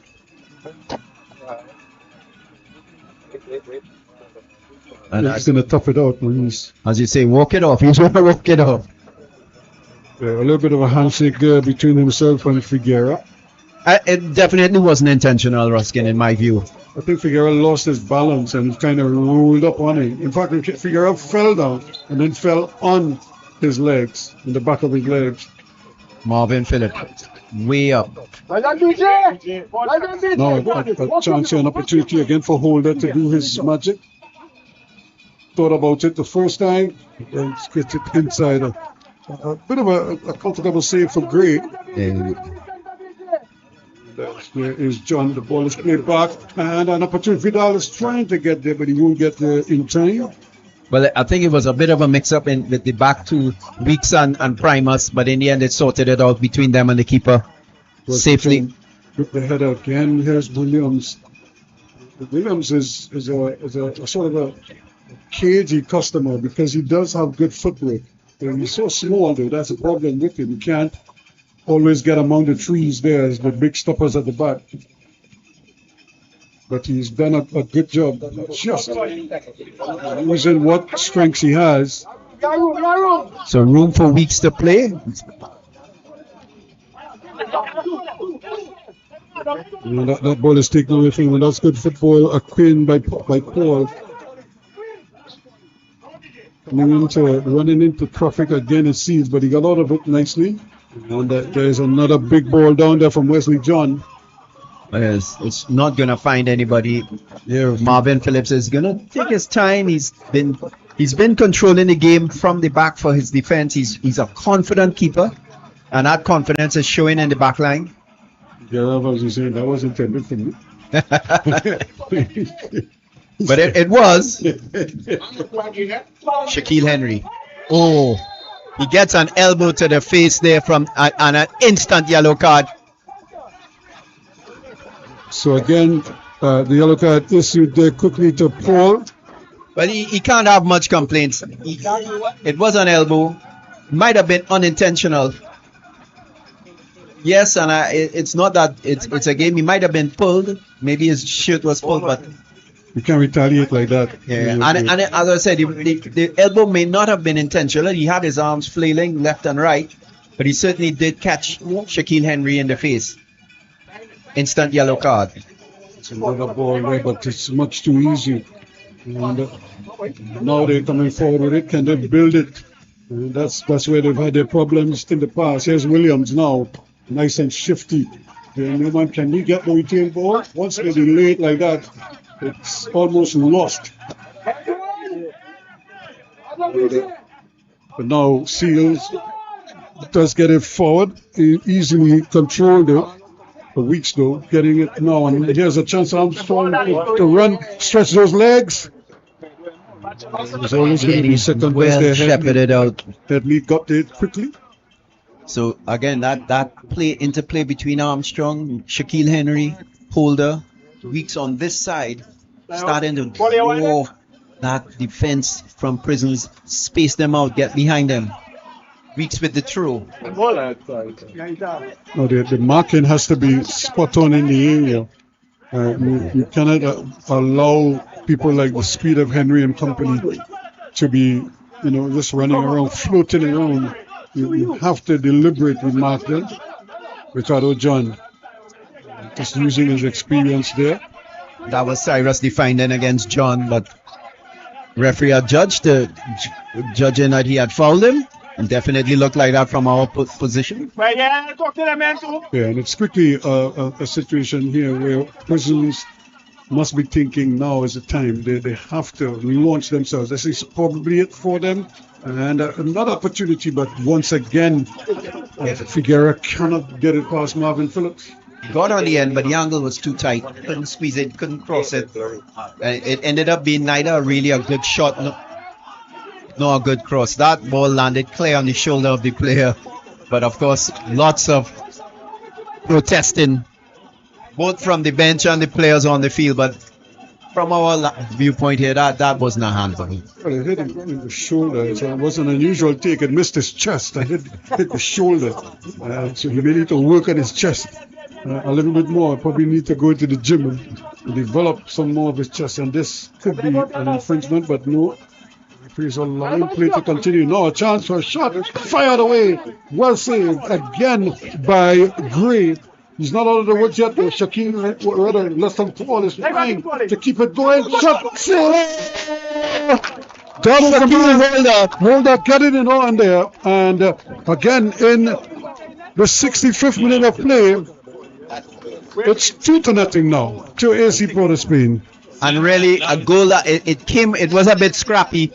And as the first shot from Shaquille Henry was fierce, well kept out, but it caused all sort of problems for the prison defense. Couldn't get the rebound, and the cross came back in. It bubbled off. Leston Paul tried to get it back in. It hit a defender, went up in the air, and Shaquille Holder snapped at it. And he was looking the only thing he could see was the corner of the goal post, and that's exactly where he put it. 2-0. They just wanted to get it away from the keeper. And once he was able to do that, there wasn't much that Jabari Gray could do about it. He was at full stretch. But not. So this is not what Prison wanted. Prison now have to get themselves out of this hole that they've dug. Can they really find the resolve to do just that? On the basis of play that we've seen so far, the answer to that would be a definitive no. But Williams again trying to play the ball to John, but that's a difficult ball for Ricardo John to get to the end of. And I think if I was the Prison's coach at this time, I'll be definitely looking to make some changes. Your team is 2-0 down. You haven't seen any impetus at the front that you like. You gotta try things at this point. You have maybe half an hour left in the game. I'm gonna say throw in 3 or 4 substitutes, make changes where they need to be made. Or even change your system of play. You're probably gonna have to try and get more bodies into attack.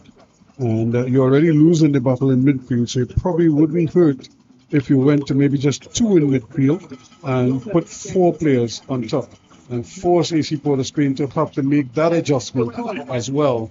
And because they're going to have to adjust to that extra man in attack. And if they don't, well, then you have a man advantage right there. That is an infringement. And so it's going to be another free kick. Again, the bench here getting a little overzealous with their protesting. But again, a poor pass. And there's Wilson looking for space. He's got a chance in on goal here. Oh, a great save. That was a fantastic chance and a fantastic save. Good football on either side there. So a fine save again from Gray. He's keeping his team in with a chance. No matter how slim it is. Here is Figueroa again. And trying to get to the end of that clearance. Yeah, well, he's a small man. It was a poor cross to begin with. Easily dealt with. The rebound came his way, but not much he can do with it. And again, you find that Figueroa is getting the ball. He's getting in chances at crosses sometimes, but he's not finding his attacking partner. And between the two of us, we are not sure who his attacking partner is. Yeah, but that's what I'm saying. They need to probably drag Reyes Williams, though. Very shifty and doing his bit there. And I think he is going to be key for Prisons here. If they're going to get back in this game, they're going to need to feature him a little bit more because he seems to know exactly what he wants to do. Here he is again with the shot. Where's the shot coming? And nothing doing. Coming away from the tackles there, and there's still now a chance for a shot. Chipping it in. John scores! Ricardo John buries the header, and just like that, Prisons are on the board. Yes, so they pulled one back. In the 69th minute of play. Really exciting. Athletic is And we talked too soon, Raskin. But they're back in the game, and it was really a good opportunity. The ball to John was excellent. He was in space. It was taken. It was carefully delivered, and he did exactly what a forward should do. Buried the header right into the corner. No chance for Marvin Phillip. He couldn't advance. He had to hold his ground. He was hoping that his defenders would have gotten to the ball, but neither one of them had a chance. That was such a well-weighted pass. And you could tell the difference. It wasn't a regular, like one of these long shots out to the back. This was a floated ball over the top of the big central defenders. And then the header came, and they didn't really have much of a chance. Well flighted, and I gotta say well flighted, and the angle on a holder. Headley took the wrong position, and now Shaquille Henry trying to get the ball in, but again Headley is back there. And why I said Headley took the wrong position, he allowed the attacker to run on the inside of him. He's going straight to goal. Yes. So he has to push the have to push the assume attacker that position and force the defender in the away outs. from goal. And think about this too. 1 minute before that goal by Prisons, there was a clear-cut chance by AC Porter's Bay to go 3-0 up. Saved by Green. So as you said, he kept his team in the game. The chances, it was a slim chance of keeping his team in the game, but here they are, just one goal down. Yeah. So it's almost like that's the way they were at the half. They were going up. Here's another opportunity. Over the bar. Well, this time Holder had the whole goal waiting for him, and he no pressure on, and he shot over the bar. I can't say that shot was either powerful nor controlled, nor going where he wanted it to. Yeah, they certainly have to sort it out though, because especially the marking at the back for Prisons, because too many opportunities. In fact, this was like a side foot volley that he was attempting there, and there was nobody even remotely close to him. Nobody at all. This is happening in the area. I would say it looked like it was happening in the 6-yard box. You know, how is that possible? You know, So- you have to mark. That's the first thing you do as a defender, And is mark up in the area. And if AC Port of Spain don't come away with 3 points in this game, they have nobody to blame but themselves. They have had, by our count, 6 or 7 clear chances of scoring goals. They should be easily 3 or 4 goals up. Anthony Paris to deliver here. Can they make it even more interesting? Not with a, because here's the bicycle kick. Still, the ball is bouncing around in the area. Can he shield it? In fact, he decides he's going to play it and keep it alive. Vidal, and he turned his man. Yes, he's trying to go on the inside. Still going, and luckily there was traffic there. Shaquille Henry trying to turn his man, but again fighting for all it's worth. They're using his hands. I don't think Simon has too much to complain about there. Simon certainly had his hands wrapped around it. Shaquille Henry was strong, and that's what you want from that kind of point. He's a different type of player to Brent Sam, but he does effectively the same thing in a different manner. Strong on the ball, good point man. Vidal does well, though. Trying to keep it going. Headley also, he's a small man, Headley, but he's very tenacious. Against most players, he is going to be undersized. This is a dangerous ball because it's going to bounce, and just as I was saying so, Marvin Phillips did very well. Well, it's not the first time the referee has taken his time to blow the whistle, and I can see why the players may tend to be a bit frustrated. It was definitely a foul by John. I don't think he could have complaints, but I think he can be justifiably angry at the length of time that the referee took to blow the whistle for the foul. And the difference is he's not going up to head the ball. He's Trying to go through the player. again, Shaquille Henry trying to set up the screen and to pin the defender in front of him. And Headley does very well again. This is good football. Simon trying to turn John. But John again, as strong as a bull there, even though he was being pulled. And that's a yellow card for Charles. I think just after the whistle was blown, he threw a sort of a tackle / kick at the defender, and he was booked. Yeah, so the game really now, the last 15 to go, taking on a nice little turn here, 75 minutes into this game. And I could tell you, Christopher, that Arsenal did win the game 1-0. So Both of us are happy. one goal could be the difference. You never know. There's another ball played in, and ball inside, just trying to get there, but not able to get a shot off at this point in time. They're getting close, but not close enough. They need somebody to try to at least get the ball across the face of the goal. And what is interesting, Ruskin, 15 minutes to go. Prisons has not substituted made any changes. Other than that early change. And I'm curious about that. I think that should be something that they need to do. Here again is Ricardo John trying to mix it up. Still battling. Here's Williams. And still inside of there, but he's a small man. And you can see him really trying to go, Headley, trying to get in front of Shaquille Henry. Does well. And now Shaquille Henry going all the way back to help out on defense. Everybody's backing away from the ball. And only now do we see somebody come in. That's a great ball, but very well defended. Well, the defender was not paying attention to who was around him, but in the end, he got the ball away. Leakster clears it back, and Holder has a chance here. Yeah. What is he going to do with it?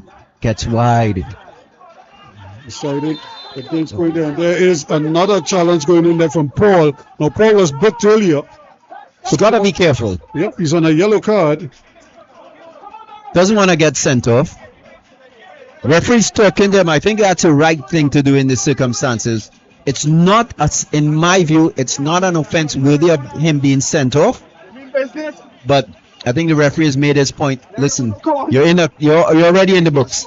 Be careful. And not only that, he's pushing the man wide. You don't even need to tackle him. Just keep him going. Keep him going wide and try and cut out the cross.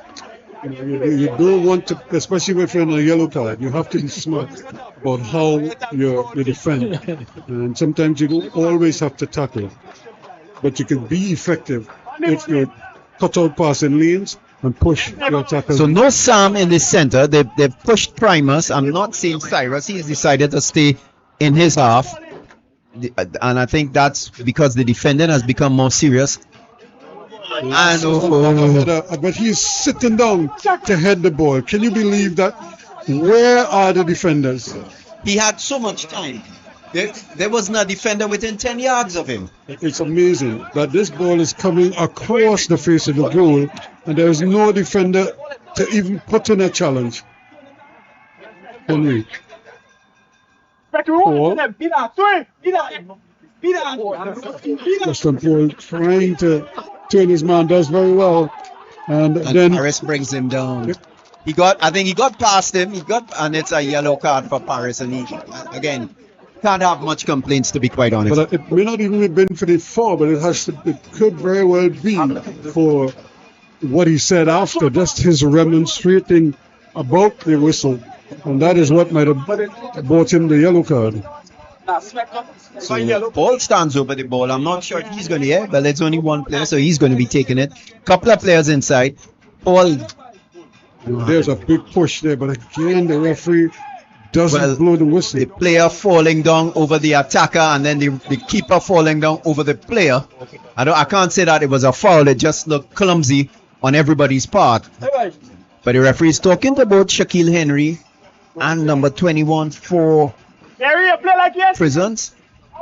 Yeah, that's Paul. That's Ronald Paul, who has already been booked. And remember, he floated with another card a short while ago. Don't be, and you gotta, as you say, he's on the edge. He's testing the referee's patience. McPhee is going to be coming in. And it looks like Wilson is going to get a breather. Oh, no, not Wilson. Armstrong. Armstrong is the goal scorer. The goal scorer is going to be coming off. And again, McPhee's a big player, and I think they've decided these crosses that they get in possible set plays, bringing a tall, strong player who's going to be able to get to the ball. You've had two headers by players that are not relatively tall on the side of AC Port of Spain. And so They probably decided, look, let's get in a taller player who can jump. See what happens. Some two. Something like that. But right now they have to defend this because there's another ball good and it's eight in the direction of John. Headley does well. Gets it all the way back to Paul. Paul again floats the ball in, but that's not the ideal situation, primarily because you have two big towers at the back end. Even though they were beaten by John's header for the Prison's goal, you're really tempting fate if you're going to keep playing the ball that way all the time. But not only that, you're playing the ball directly down the center. It's really easy to defend. You just put a lot of numbers behind the ball. When you spread the ball wide, that creates a little more dimension to the play. Well, they're not able to win it, but he does put it. The goalkeeper is really playing very deep. He's playing like Higuita right now. That's a great ball, just headed away by the who. Nathan Lewis. Lewis just he stretched every sinew in his body there just to get that head on. Not very far. But another one from Paris. And Weeks clears that one. Charles. Paul with a big bullet header going forward. John, this time it's going to put again the big headers. The big fellas are back there. And it's a lot of ping-ponging right now. And John gets the ball here. So nothing definitive. It's more, as you say, intermittent, static sort of play up and down by Prisons. A couple of passes. They lose possession. Get the ball back. A couple of passes. Trying to test the defense. So far, with that one exception, AC Port of Spain's defense has stood up. Well, because look at the ball. The ball is an aerial ball all the time. Put one on the ground and see what happens. Just change it up a little bit because they're all expecting the aerial route to be taken. Good ball here. Henry now. Is he through? He saw the goalkeeper off of his line. He was trying to probably squeeze it in at that near post, but he tugged it wide.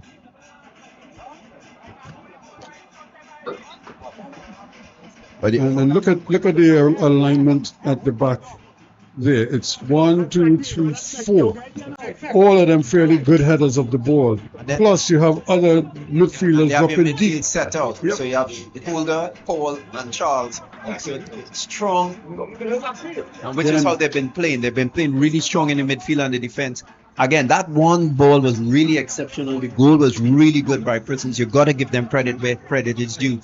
But outside of that, they didn't really create many chances. Their ratio has been like maybe 1 to 4, whereas AC Port of Spain have scored 2 to 10. And the thing about it is, if you're going to do that, put the ball to the sides of the field and then send the crosses in.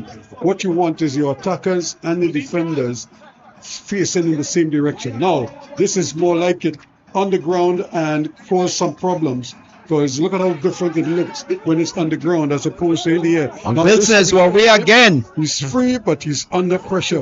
Can he keep the angle going? No, he cannot, but he will get a corner. And again, he's looking tired now. He's really run his legs off in the first half. But he definitely put the player under pressure there, number 5. Simon. He's done very well. And he's been solid. From our part, he's been fairly solid. So AC Port of Spain, they're going to take an inordinately long time to get this corner kick. There you see Holder, one of the goal scorers for AC Port of Spain. He's getting sprayed up. We're hearing 7 more minutes, and then it will be that plus time added on. So basically the 84th minute of play now, almost 85 minutes gone in this game. 2 goals to 1. That's where we are now. Nathan Lewis to take the corner. He's taken a long corner. And again, the ball, he actually made contact with that ball almost under his knee. How is it that you inside the 6-yard box? Let's make sure the inside the 6-yard box. You have to head the ball. Somebody has to attack the ball and get it out. If the goalkeeper isn't coming, one of those defenders must go and meet the ball at the highest point. You cannot allow the ball to come down. What's the difference here? They're all attacking the ball. They're not letting it come down and almost knee height. They're trying to get it up in the air as much as possible. McPhee, he's tracked by 2 or 3 defenders. Wilson, Yeah, they just keep trying to push him wide. Lewis. He's supposed to be doing the smart. Oh, that was a bad pass by Lewis, but had everything covered up by Primus. Primus has also been solid in the back. But the thing about it, the referee could very well overrule the assistant. If the assistant blows that, but the referee could overrule him and correct the decision. But now Wilson here. Wilson again tries to get the ball inside. Shaquille Henry turning, twisting, and then he loses out in the end. So good defending. And sometimes that's one of the things. Shaquille Henry got the ball. The ball was traveling to his right, but he took the ball back to the left where all the defenders were, instead of taking the ball further right where none of the defenders were. So again, the game is just kind of seesawing. You're going from one to the next and back. So it's like you attack, I defend, then I attack and you defend. But the Prisons primarily is using the aerial route, and much to my disappointment in them is that they haven't used this side of the field much in the second half, and they've had good success here with Williams in particular, but they've been reluctant to get the ball around the sides of the field. But I think the other thing that's really disappointing for me is they haven't used any substitutes. They may be forced into that now, though. Yep, we have number 17 for Prisons, that's Seals. Yep. Looking a bit like he's under some pressure. Hold her down in the corner. And they're looking to bring on number 8. And you say it's more substitution forced by a player looking like he's run his legs off rather than a tactical substitution. He's winded. He's played the full 90 minutes, but he played at breakneck pace. That was enough to tire anybody at this point in time. All of a sudden, a rash of substitutions. Is it going to be too late shall be the cry? There's a chance. Just wide. Wilson there, and it seemed that it did come off a player, so you can't say his shot was off target. It definitely rebounded off a defender. So we have number 8. So they're going to try to get Israel Williams on, and number 13 is Kelly Elliott.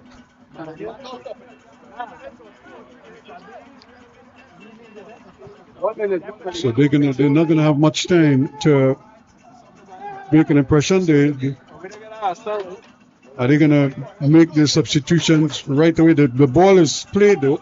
So while the assistant is thinking about making the changes, Shaquille Henry has the ball on this side. He's looking to cross. so return ball over on that far side. Wilson is out there, but so too is. And then he just barges into the man. And, initially, the funny thing about that, and you always say it's the reaction that gets punished in that case. But here, the substitutions are being made. Seals is off. Williams is also off as well. And number 13 is going to take his place. And also number 8 has assumed his position on the field as well. It's another early ball, but that's way too strong and too straight. And just a little bit of time wasting by Marvin Phillip. So number 13 has gone into a forward position. He's taken up. And number 8 has gone into a more defensive or midfield defensive role. Israel Williams is back there. Again, just as the ball played back to Jabari Gray. He's looking for Vidal. This is Headley.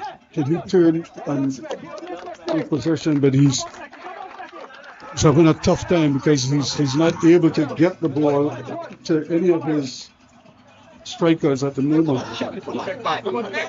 McPhee with a desperate lunge, but there's nobody forward of his position. Henry was actually running back at the time, so Gray, long searching ball.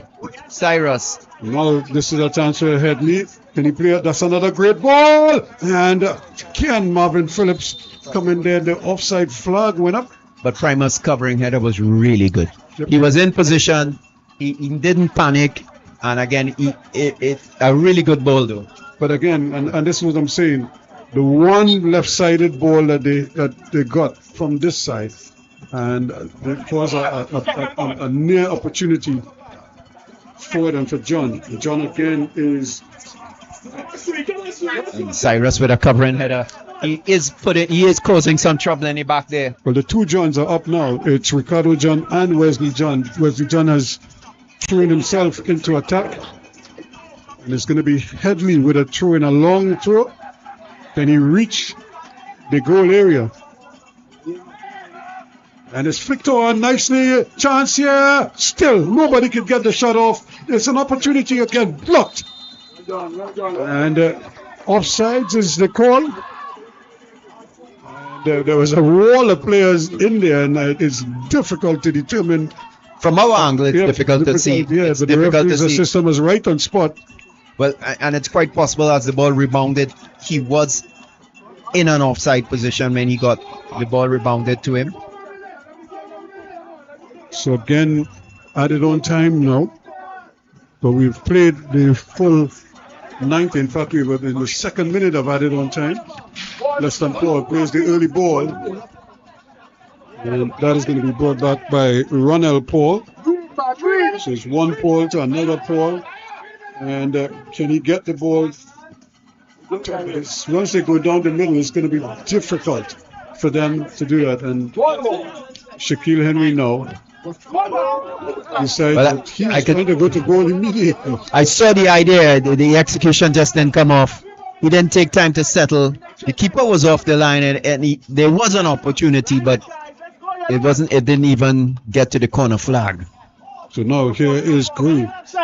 Jabari Gray waving players forward.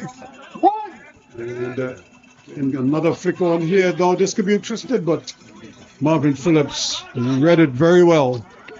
Easily get into the ball. So yeah, if you're hearing there, you're hearing the AC Port of Spain coach shouting the minutes.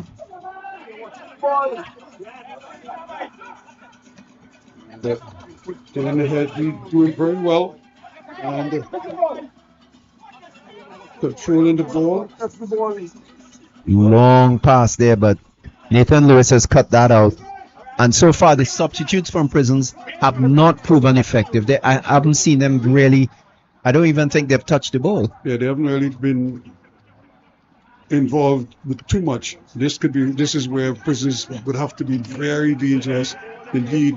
And nobody to really put the stamp on the play. This is one the substitute was getting a chance to play, but it was taken away from him. And again, getting the ball away. Weeks doing very well. He's bundled off the ball. He's laughing, but he couldn't do much else. He was trying to use his body. And but it worked against him. Yep. Let's just say that. They did the smart thing and moved out of the way. Now, Paul again. Side he's going to slow it down a little bit to get it hold up. You see offside. He's just allowing the ball to run. The only man there, so you have to go with the only man. So you have to bring him down to relax. So you see fans there and everybody. He's the only man in that position, so you have to bring him down. The ball played into the middle again. Still nobody could get the handle on it. And a foul there from one of the substitutes, number 8. That's that ball is split now there, and Williams rather. This is Israel Williams, in the middle. So time is running down. Yeah, they're pretty much out of time here now. I would say it's close. This could be the last kick of the game. Looking for Wilson. Really. And that is it. So a fantastic game. Only 3 goals. There were certainly a lot of chances, but in the end, AC Port of Spain 2, Prisons FC 1. Again, it was Brent Armstrong in the 18th minute that gave them the lead, which they kept until the half. Then in the second half, they built on that lead. They added to it with Shaquille Holder's effort in the 65th minute, only for Ricardo John to plant a header past Marvin Phillips to make it 2-1. But that's all the scoring we had in this game, and it finished 2-1 in favor of AC Port of Spain. So crucial points for them. And now it looks as if you have Holder, who is standing by. Shaquille Holder is with Chris. I have here Shaquille Holder, the scorer of the second goal for AC Port of Spain. Tell me how it did. The ball seemed to, less than Paul hit the ball, it bounced off a defender, and it seemed to bubble and find you. I mean, is that how you saw it, and you just took your chance? You had a chance. I think you could only see the corner of the goal, and that's where you went. Yes, I did. The ball just fell in my favor, and just happened to be there and stopped in the goal. A lot of work from y'all. Y'all look like the dominant team. Y'all put a lot of chances together, but y'all didn't take advantage. What you're gonna do? How you feel about the game for AC Port of Spain as one of the attack? It was a tough game. Kudos to Prisons. They have a good team, and they're doing very well in the season. Just go back to the ball, some more finishing, and come back again next game. Y'all are definitely making improvements. Y'all starting to move up in the league. Is the team spirit, and what you're looking forward to for your games coming up? We have to take it game by game. We got a little bit sluggish. The last 2 games went up some points, but we'll get one next game and try and get 2 points again. Shaquille, congratulations and well done. All right, well, that's the end of the first game. As I said, AC Port of Spain 2, Prisons FC 1. So we're going to wrap up, and then we're going to go to our second game, which is coming up in about 10 minutes. All right? We're going to...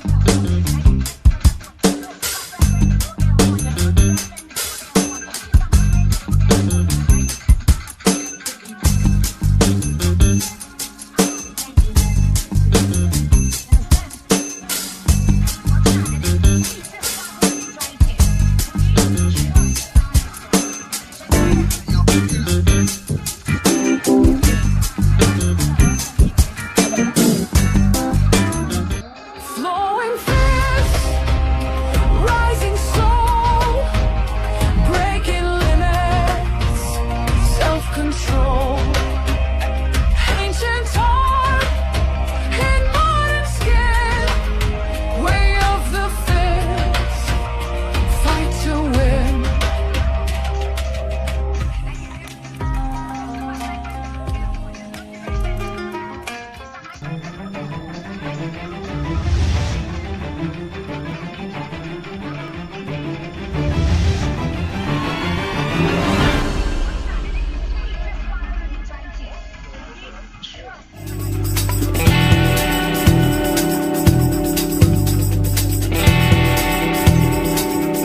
Just in a few more minutes. Club Sando FC against Release Miscellaneous Police FC. So we're looking for goals like rain.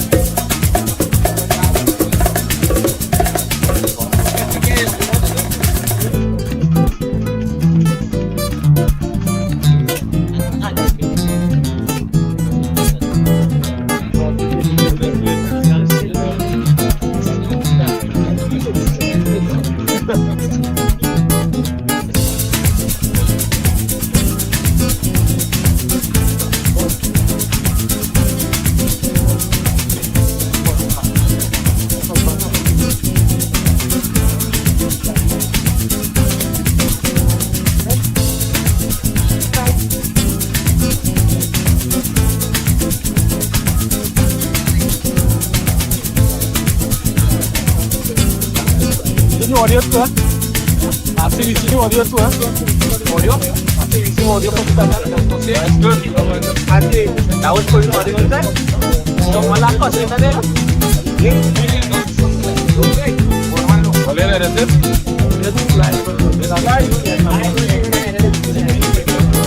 Dari iPad.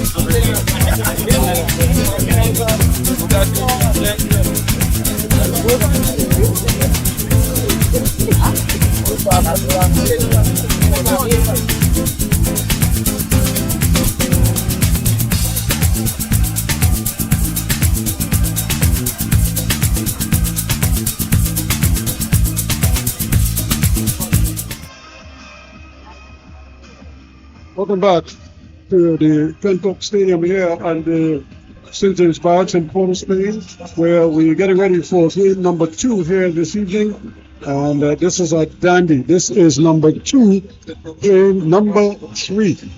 Speak of the number 2 in miscellaneous police in their blue strip up against the guys in the bright orange and black from Club Sando. 19 points to police, 18 to Club Sando. Something's gotta give, as they say here, Chris, because both of these teams would understand what is at stake in this encounter, and especially after the defense force won last night and leapfrogged both of them to take the lead on the table. I think what is important is it's the consistency. You don't win the league by making 1 or 2 sparkling performances and then inconsistency for the rest of the games. Club Sando has looked really good at times, but they have 2 losses in their name. Police has looked good at times, and they have at least 1 loss and a draw. Whereas you have Defense Force, they have not lost a single game, and so that's one of the reasons they have taken the lead. And they haven't looked spectacular doing it, but they've done it in a manner that is consistent. I think a big issue for Club Sando tonight is Phillips is not on the field, the number 11. He was sent off in a game against AC Port of Spain about a week ago. And that's going to be crucial to them because that front trio of Isaiah Lee, Cornwall, and Phillips has been absolutely brilliant, backed up by Real Gill. That isn't happening in this game for Club Sando. And I think that's going to be something to look for and see how they adjust without Phillips. He's a workhorse for them. Well, it certainly is, but again, it's really about using the resources that you have at your disposal. And, as we always say in sport, it is next man up. And so somebody is going to now have to fill that breach. They may not play it the same way he plays it, but they must understand that there's a role to play. Once you understand the role, then you could, plug and place as you go along. But it's not going to be easy for them. Isaiah Lee is number 9 for Club Sando. Number 10 is Cornwall. Now he's a really good player. This number 13 is Weave. He's over here. They have a strong. They've been consistently with a good back line. They have a player by the name of Elton John, but he doesn't sing, I understand. No, but he is from St. Augustine. He's really done very well, Elton John, at the secondary schools level, and of course now making his way up. And of course on the far side, number 7 is Real Gill. And number 8 is Davidson. So police kick off, and they take their time, just trying to settle in. Again, if you're looking, this is Trinidad and Tobago Premier Football League, brought to you by Wave TV. Your commentators are Christopher Gill and Ruskin Mark. We are coming to you live from the Ken Cook Field, which is on the western side of the police barracks. And Club Sando is in that orange strip, orange and black, going left or right on your screen. Police are in all blue, going right to left. Well, let's goalkeeper Lee, good position there. Obviously, a man who has had his moments this year, and the police will be relying on him to, even when the defense gets breached, that he can take care of business as well. Here's Jabari Mitchell, another one of their key players. And he's a former presentation player, Jabari Mitchell. Start in secondary school, so this has been the breeding ground for all of our football, and most of it anyway. There is, who, main man himself in the middle there, Jevin Jones. Back, man who was playing his trade in Europe, played in the second tier in Germany. But he was just holding his foot, and he's looking like he's limping, so I don't want to. There's Lee. That was a careless pass. He played it straight to Lee. Gill turning, twisting. Now decided they're going to give it up to Cornwall. And in the end, they go all the way back. Elton John. And this will be Gittins on this side here, number 23. Wave. Lee. Just getting the pull in there quickly. And now police with some movement of their own. Again, Mitchell taking his time, trying to slow the tempo down. Of course, we saw that in the first game. Both teams went at it at a breakneck pace. Really, really crazy pace in those first 10 minutes. Didn't produce anything except for a couple of chances for AC Port of Spain where they failed. But here it's definitely more tactical. I suppose more is at stake. Yeah, they probably understand what is required. You don't have to go at 90 miles an hour all the time. You can pick and choose when you try to accelerate or not. Now, good opportunity again, trying to spread it to Hutchinson, but he never got to him. Good ball there. Lee was waiting for it. Unfortunately, the defender didn't stop. He almost went right through him. That was Mikel Williams. Real Gil. Williams, from a national player as well. Yes, almost out of nothing from Cornwall. And that's one of the things I like about this Club Sando team. They're not afraid to shoot. They're not goal shy, and from distance. And they do create some chances that way. But they do have good. As I say, they're missing Phillips. So we'll see how they get along without him. Waif is the player that they've put in his position, but he's such a workhorse for that midfield and forward line. Police just trying to slow things down. They're not trying to rush it too much. Bailey is ever present, but they decided that they're going to go all the way back. Watson is back there.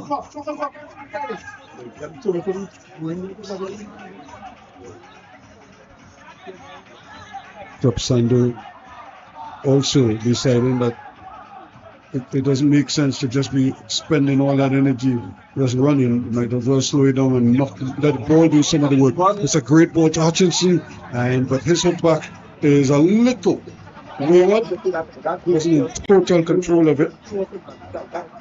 Lee again showing good composure.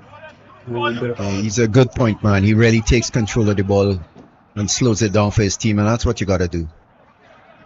So it's no goals as yet, but you see Club Sando with a deliberate plan here. They're just gonna put the ball down and move it around.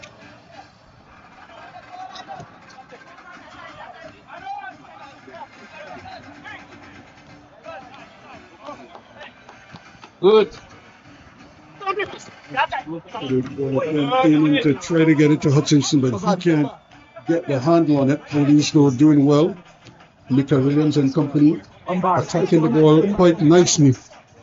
Gittins. Ball given right back. They're trying to establish Jordan Jones as quickly as possible, but he's not going to get to it. And they opted to take the long way forward. Still by Davidson, and doesn't he? Puts a little pressure on Belgrave. Is the recipient of a really poor pass from the keeper, but he was under pressure, and you can see that was good pressuring by Club Sando. Made an error, and hopefully they can take advantage of it. It was a poor throw. Yep. Hutchinson intercepts Mitchell, and they're moving forward with it now. That's a little too strong there again. Isaiah Hudson. Just have to weigh those passes a little bit better. John Gordon and company also trying to get into the game. They haven't really started to flow. Yeah, they haven't flowed. And it's interesting. This game looks like two teams that are playing better quality football than the game that we saw previously. They're playing tactically. They're playing differently. They obviously are a little bit, they're a lot more deliberate with their approaches and how they want to play the football. In fact, that's what Angus Stevens probably reminding his troops about here, that you have to be able to picked the ball up nicely. That's a great ball played in the middle there by Belgrade. Chance across the face of the goal. Not a bad effort at all from Hudson. And it's interesting. You have a national coach in the form of Angus, a former national coach in the form of Angus, and I think that his coaching is already. You can tell that experience and that level of coaching is certainly impacting on his players. Well, when you consider the number of his players from out of what is really a breeding ground at Naparima College, and they won the trouble this year. They won the league, they won the South Intercol, and they won the National Intercol. And that's the third time Angus has done that with Naparima. So excellent job by him. Yep. And a number of these players came through the Naparima stable. And so they're familiar with his system. Yeah. Hutchinson goes sprawling open. Tackled by Davids. He's by the referee. I think he's going to be not more than that, I think. But it was a tough challenge by him. Certainly, you're going to have to look at and try the very best to correct.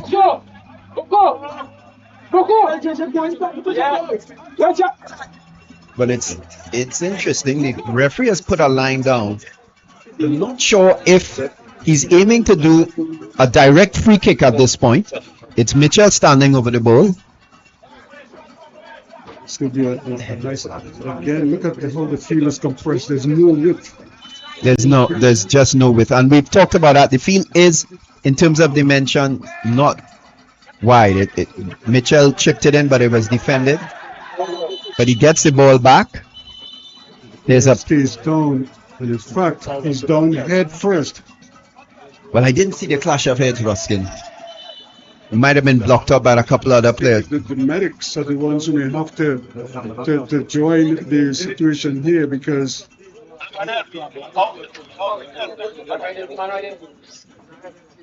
All right, so it's definitely a head injury there.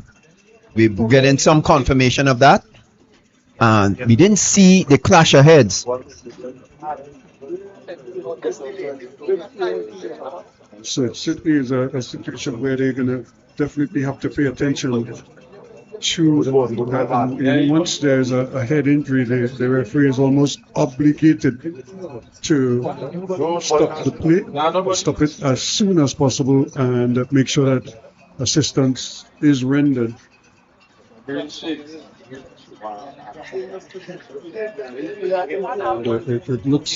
looks like the number 14. He's kind of getting up. He is at least he's sitting up partly.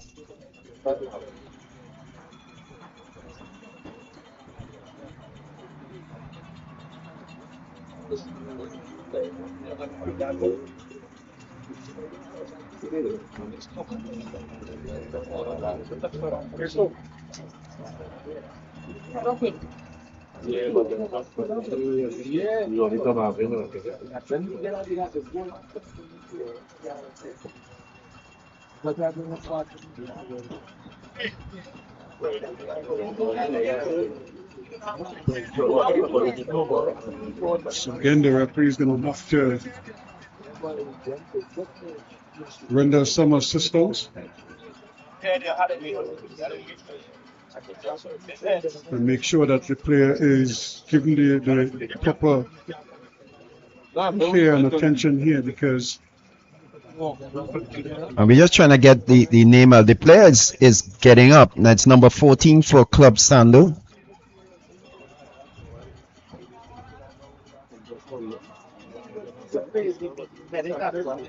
And so they're just checking him right now, and we see that they're trying to make sure that he's okay. I think he's all right, and he certainly went down as soon as he tried to head that ball out. And what happened after that, because my focus was with the ball itself. Yeah, and I think a couple of players from our view here, a couple of players blocked that collision.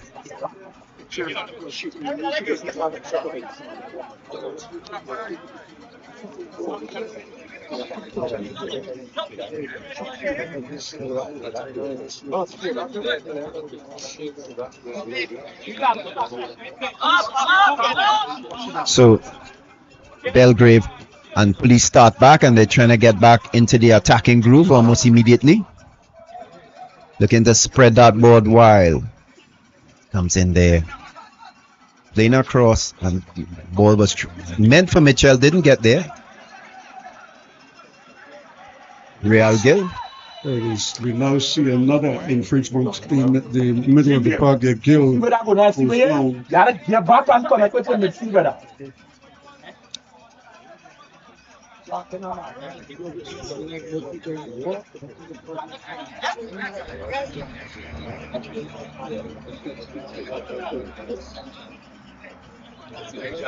So here's an opportunity for them to really get this ball forward and get it into the danger zone. Police, though, very sturdy at the back. They're not flashy, but they're very competent. Gittins on this far side. He just skipped one challenge, might have been touched. Not might have been. he was touched, but he was able to get away from it. Gill again. He's finding himself in a lot of space. Hamilton. But he just loses out possession. And again, they always get that. The first pass or the second pass is okay, but that third pass is just not what it should be. It's a recurring theme, so to speak. More opportunities here for them to really stretch their legs here. But Police staying compact at the back. They're not over-committing men in attack, at least not just yet anyway. But they have to be mindful of the fact that if there are chances to get the ball forward, then you want to do that. This is a good opportunity here. It was a hard tackle by Elton John, but as you say, Hutchinson got by. That's a great ball and just headed away. And another cock going in goal, but straight at the keeper. That was number 14 for Police with that shot. That's John And the, back there. and the keeper was in a good position. And that's one of the things I like about this keeper, Raghu. Isn't spectacular, but extremely solid. And I've made this comment. I think if I had to pick a team right now for Trinidad and Tobago, he would be my first choice goalkeeper. That's Jovan Jones there, just using his hand, and he probably caught him in the face. And the player went down. Jovan Jones was trying to shield the player.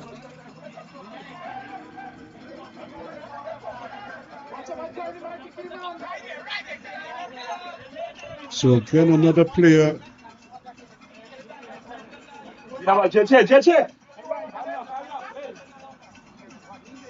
So again, Mitchell is going to speak to the. Which is a new rule. They instead of having all the players going to the referee, the captain is the one that has to go. And rightly so, Jovan Jones is warned. He might be upset, but he shouldn't be upset. He did strike the face of the opponent, and that's against the rules. It certainly is, and you don't want to get a card too easily, especially for something that you could avoid. Real Gill gets the ball back there. Back here. Cuts inside for Hamilton. That deflection. It's Definitely took a deflection, but it might have taken a deflection off Cornwall. Yep. So making some space, making some chances.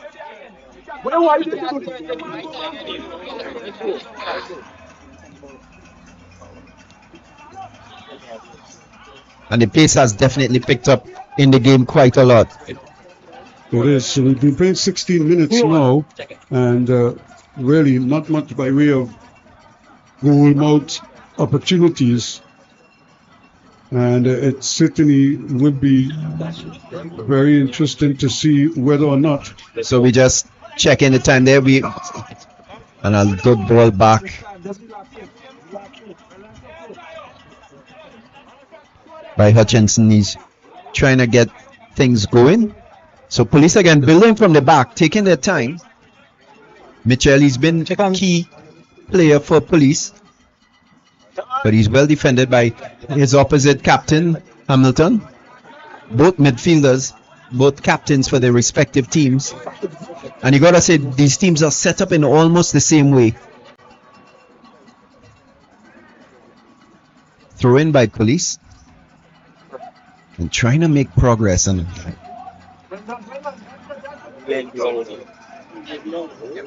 ball bouncing around. Mitchell again. Lead. Pressure in the defender. Doing the right thing. He's a good forward. He's busy. That was well done by Michael Williams at the back. Big one aiming it in the area of Jovan Jones, but it doesn't get to him. And they're on the move once again. Big tackle again coming. This is the other John. This is Jada John for Police. And the Police are on the march going in the opposite direction of John Gordon. But the ball is aimed at Mitchell. Doesn't get there. John does well for Police. That being Elton John. And I'm not sure if they're related. Police though starting to find the range. Send up our ball in. Not under any real pressure. To Sean Rago. But he is, as I said, he's fairly solid. Isaiah Lee here hounding the defender.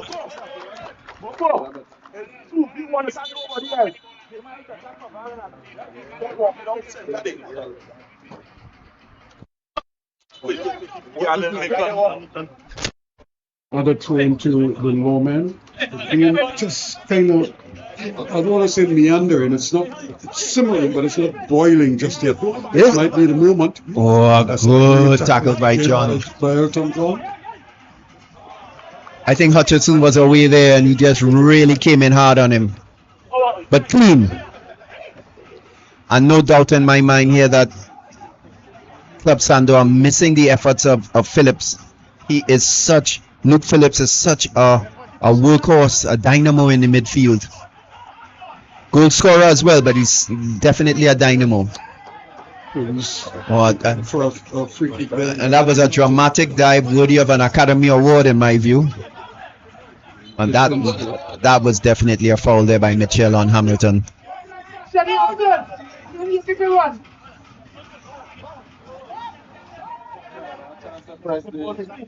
Gittins.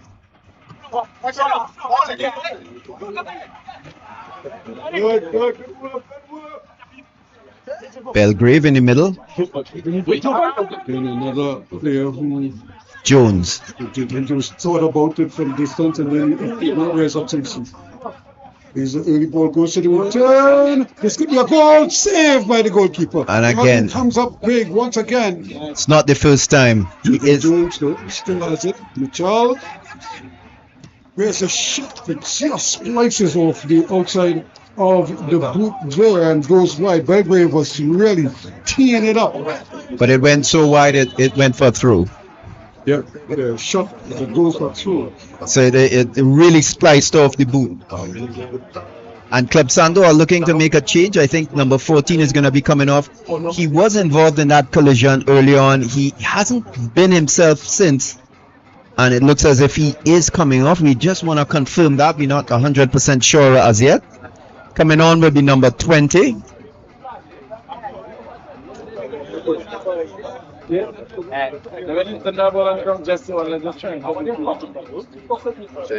still have the player down in the area. And yes, it looks as if Baron John is going to come off.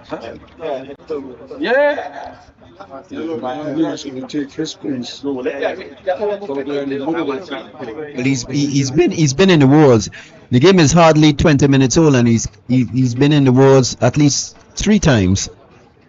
And I think he's probably just not recovered from that knock, and that knock was hard. There's no two ways about it. So it certainly is a good opportunity here for Jabari Henry to come in and do a number for his coach and its captain, because they're going to need everybody to play a part here. Because right now the game is just simmering. It's threatening to explode, but it hasn't exploded just yet. It is Jabari Henry coming on, and we can confirm 5, 6, 7, 7 at Toyota Corolla. The new 20 it is Darren John coming off. CR Darren John 5, 6, 7, 7 Toyota Corolla. reservedly got no breather. Probably because it's taking really continue. So just a kick out.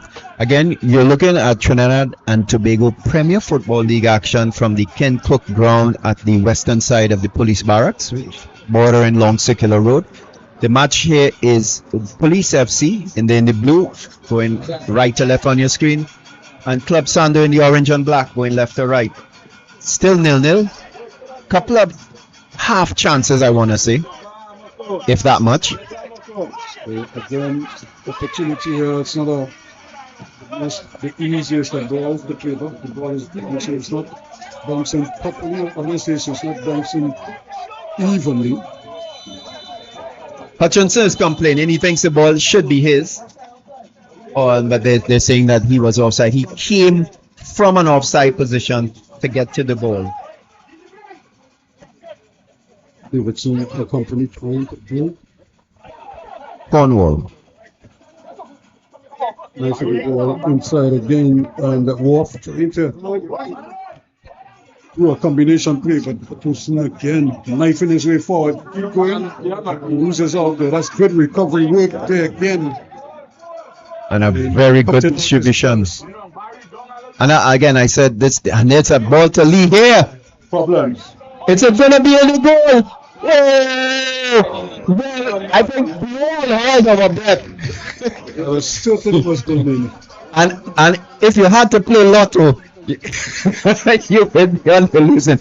All of us here thought that was for all money. That was a goal. You bet your house that one was going in. He did the right thing, but Isaiah Lee with a golden chance there to put his side 1-0 up, but it goes a begging, and Police breathe a strong sigh of relief.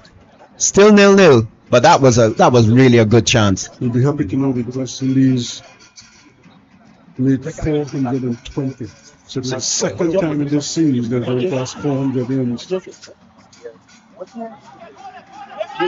They're still trailing. By 100, I think it is. So they made a good thing in there. Is it 100 or 101? I trying to remember if it was 520. It's 520, 575.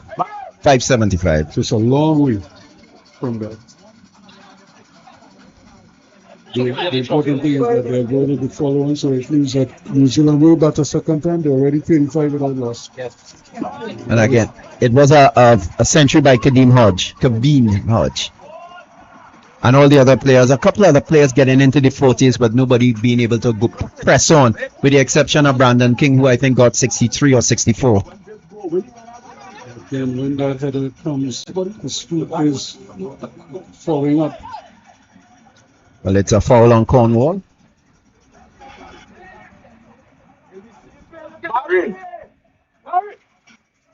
Still, he really hasn't caught fire just yet. And we see it again going down there was Gill. He's back up quickly, and so we have two former professionals from playing who both would have played in America. Real Gill more recently than Joven Jones, but certainly one on either side. And just leaving the ball, but trying his best there to get across him there. Belgrade did well, but couldn't keep it in play. Again, the game is just simmering at the moment. Neither team is really taking the game by the scruff of the neck. They put together a sustained spell that will scare the daylights out of the opposition.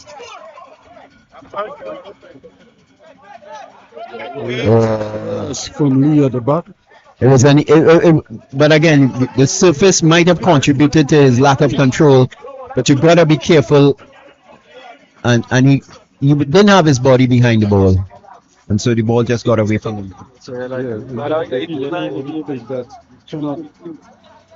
As the goalkeeper, you can't give away because now you have to be one. So corner for Club Sando. They have a couple of players in. I see. Well, certainly there's Cooper in there. There's Elton John in there. There's number 20 who went in. That's Henry. Ball is played back though, and a chance Davidson plays it inside, and really met with a brutal header out, as if to say, "Get that out of here." It's almost like a rejection in basketball. It's like you had your shot blocked, not just blocked, but slapped into the 10th row. And again, a very different thing. You have Club Sando. They don't have a number of tall players in their forward line. They play differently than an AC Port of Spain, who would have a target man like Sam. So it's different tactics. It's using their resources, and but not just using them, but using them to your advantage, as opposed to just trying to play a particular way, and you don't have the tools to do a good job that way. So you basically play it and make sure that you have every opportunity to succeed with it. It's a great ball. Hutchinson doesn't kick the ball. No, Belgrave snaps it and he scores. It took a deflection of Elton John and went in. A wicked deflection, and Raghu had no chance. He was going one way, and then the ball suddenly was going the other way. Yes, really a crucial misplay there for him.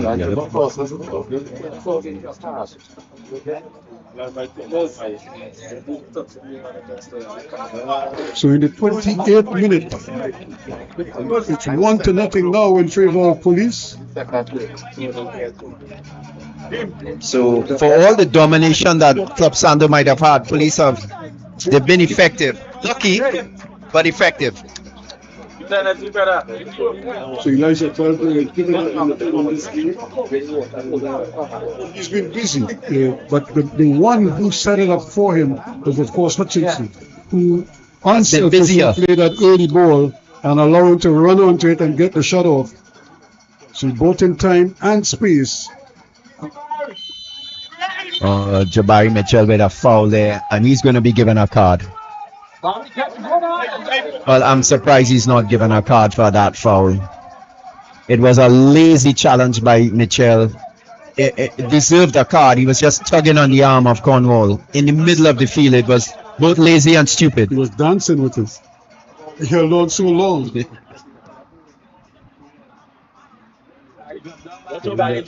Back in the day, the only thing they didn't do was rent a time, because he was spinning him around. Real Gill again. Chance to maybe do something. That's a great ball back in the middle, but and that time they said, well, if he plays the advantage, or does he? And now he's going to get the yellow card. Well, what's the foul? Inside or outside of the box? I'm not sure from this angle. Might have been outside of the box at that time, but that was a clumsy challenge from Michael Williams. And he's lucky he only got a yellow. I agree.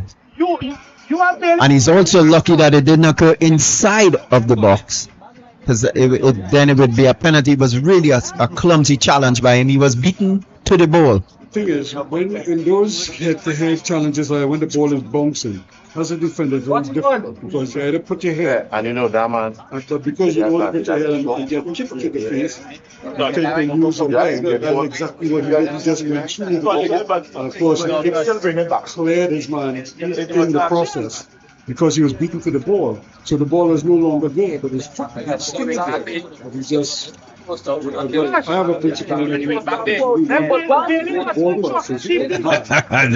Ruskin Mark, the footballer, talking to us here.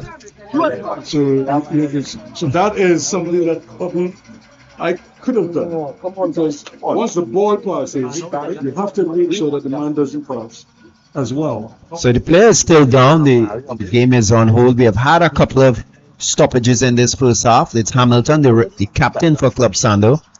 Club Sando, in the meantime, police are assembling their wall and trying to organize. It, to me, doesn't look like they're 10 yards back, but I'm not the referee.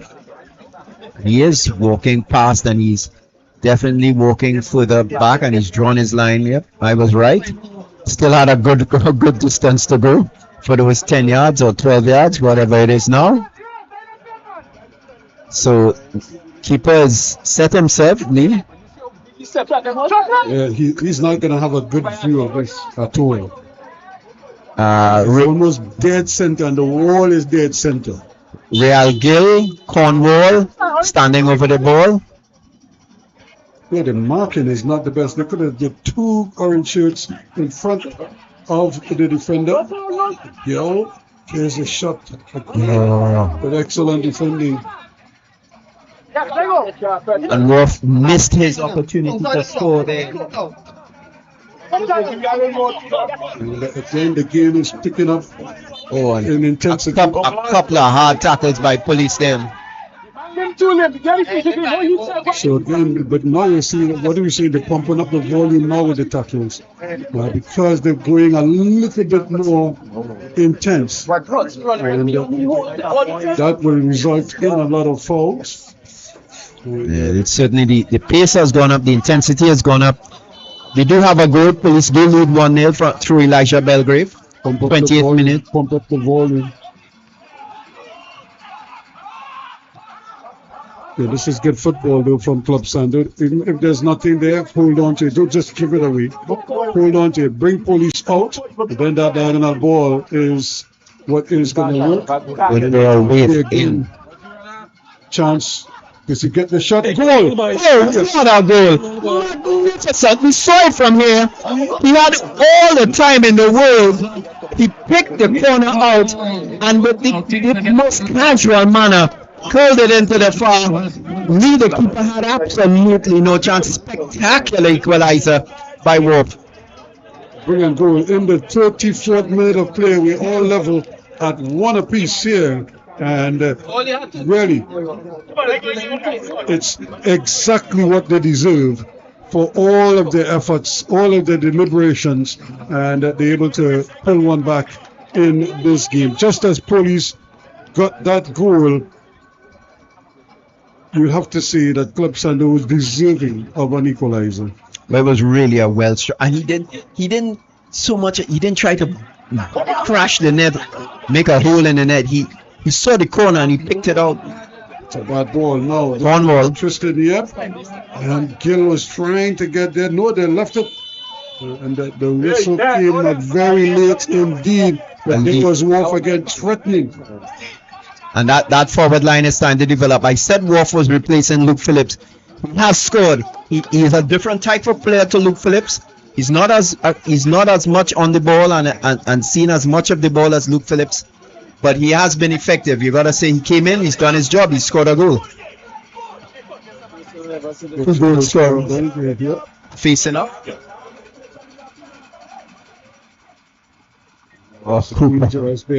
Nicely done in the aim by Josiah Cooper. But And they always say, if you're not a playmaker, don't try to be a playmaker. Just give the ball to the midfielders. Couple of balls behind it. So police with Michael Williams chancing their luck at times.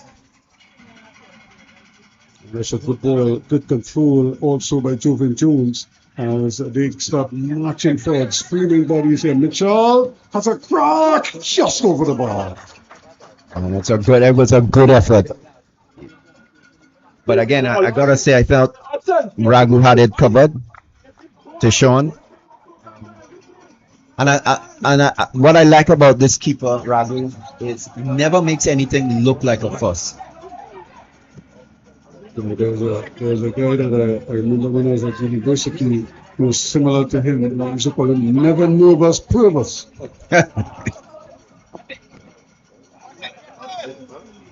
Good football again. Here is Hamilton getting involved in there, but the tackle coming from Bailey. Sion Bailey. So here's the couldn't get past Bailey there was Cornwall. And Look at how deep Hutchinson goes, but that pass is given up there at Hamilton, trying to get in there. Mitchell rolled him off the ball quickly.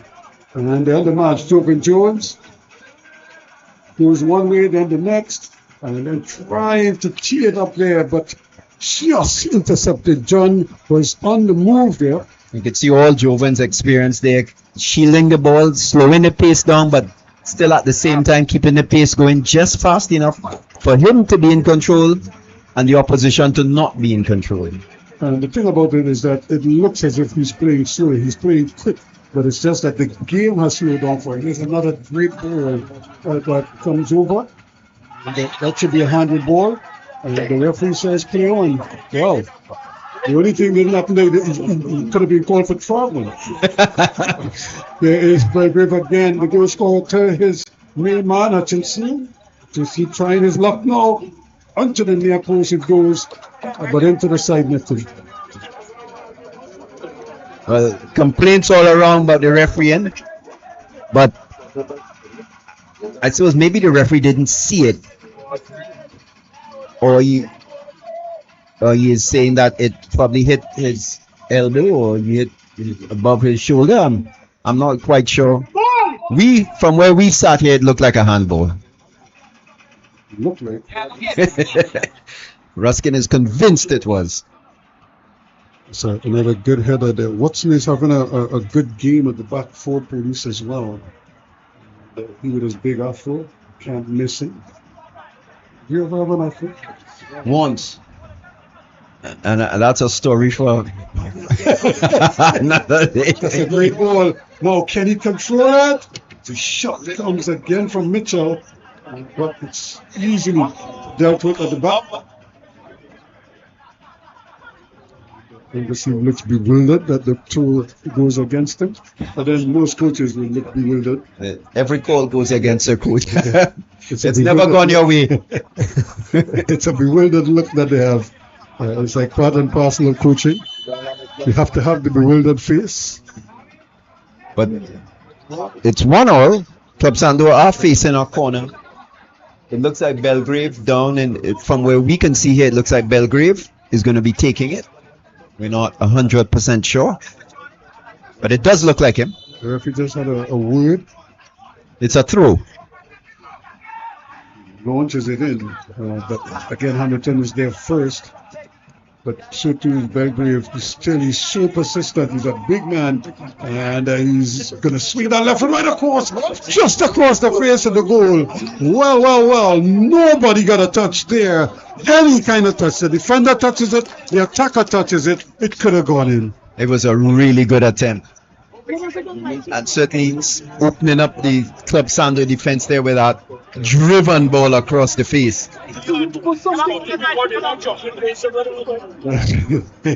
That's very good. Really putting on a show there.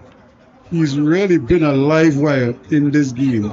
And look at where he's starting. He's playing right back on defense here. But he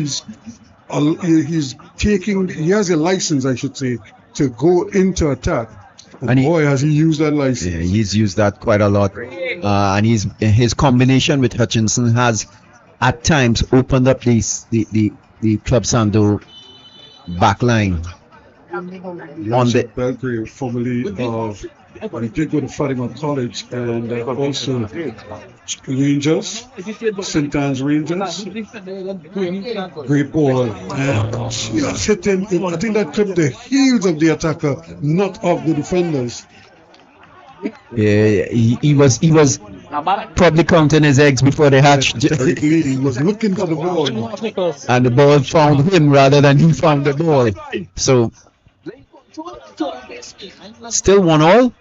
Still a very good game. Tense game here between the two.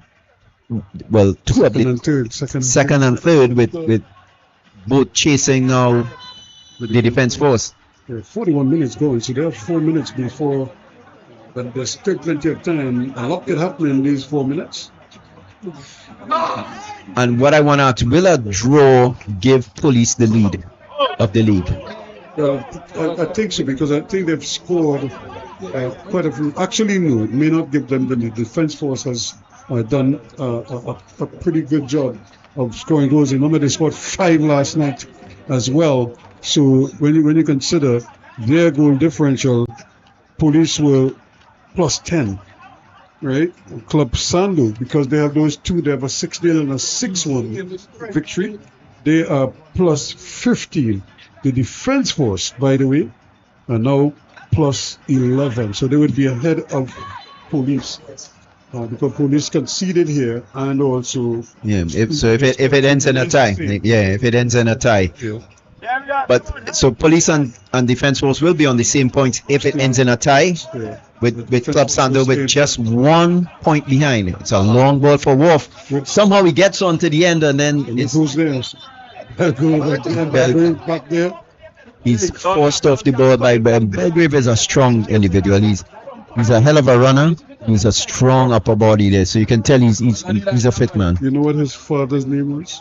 No. Tractor Belgrave. And he was a bull as a striker. Says Cornwall. He's taking it wide. Good crossing. Had a tour, but he had to kind of come back, and so he had to step back and curl his body there. And that was always going to be difficult for him. Just couldn't get it. Lee did very well though to get a header on, just couldn't get it on target. But again, another good play. Cornwall, interplay between Cornwall and Isaiah Lee has always been good. And it's a foul there, Jovan Jones.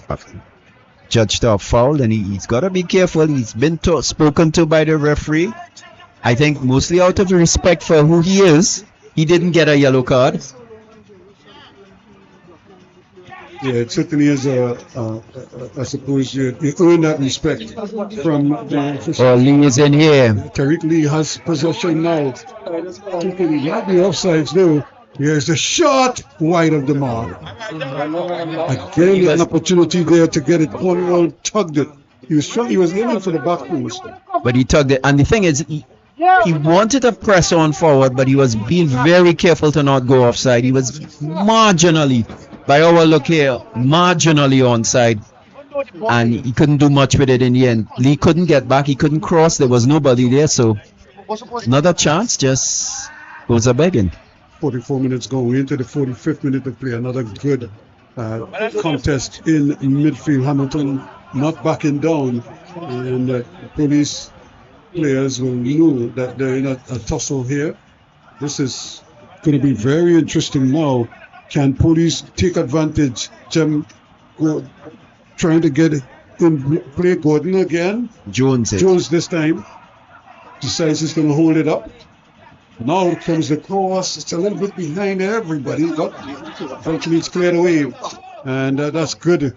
Mikel Williams almost with a telepathic pass, trying to get it over on that far side there to John. We're going to have 4 minutes time added on. We did have a few stoppages in this first half where we had the number 14 for Club Sando.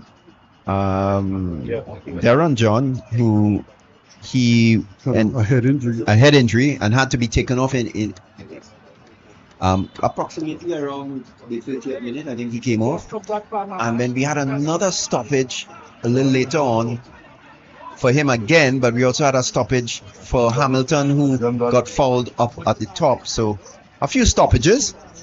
Police now trying to work it again. Look how deep Belgrave is. He's really here, there and everywhere. Look at how quickly he sneaks up following the play. Gordon with a cross again. It's coming back, and this time it goes in, and that is goal number 2 now.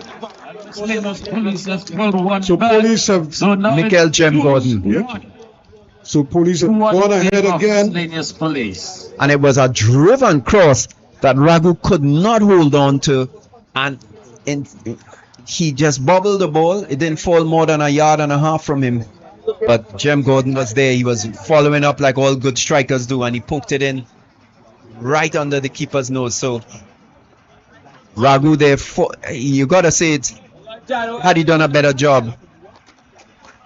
That's the thing, and that's the problem with a goalkeeper. Players outside can make any number of errors. With a goalkeeper, one is enough. That's it, But and it could have a real impact on the game. So Club Sando have it all to do again, and it's really tough conceding in time added on for the first half. You've worked your way back into the game, and now you have to work your way back into the game again. But they're playing well enough to suggest that they won't really panic, and I don't think they'll panic. They obviously have been down this road before. It's just a question of composing themselves and doing the right things. And one of the ways they can do it is by connecting with their passes. Well, in the end, Lee came. There was indecisiveness between him and Belgrave. Oh, and that was a dangerous play. Lee was not in his goal. Early ball now, and Gordon continues to run. Great footwork again. Staring down on goal again. He was falling down, and the referee's not going to bail him out. You could see him stumbling and bumbling and really just rolling over. He didn't die, he just fell down. Sort of like a drunken person on Juve morning. You can't accuse him of taking a dive, he just fell down. Club Sando doing very well, just taking their time to look at John, or rather Henry, coming and getting involved in proceedings as Wolf. But he was looking for a pass that was impossible to. He had to go 2 or 3 players. Match, this could be dangerous, but look at the tackle coming there. Davidson tracking back, sensing danger, and all you can say to that is danger averted. Definitely. Strong tackle, but clean tackle. No complaints from either player nor the referee.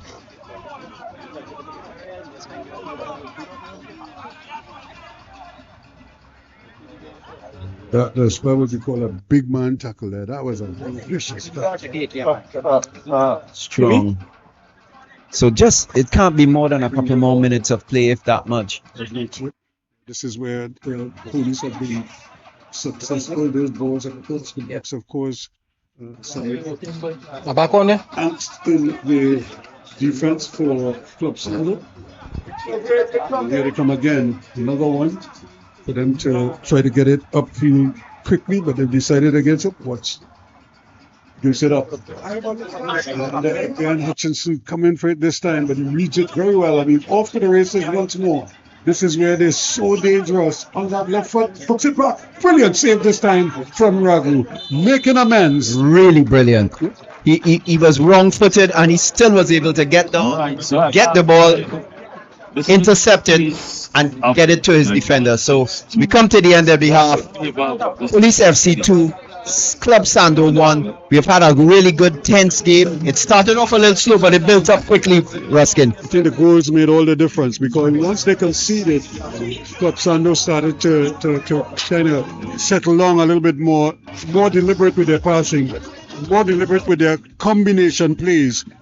They eventually got the equalizer, but then a little error at the back by the goalkeeper there gifted police an opportunity.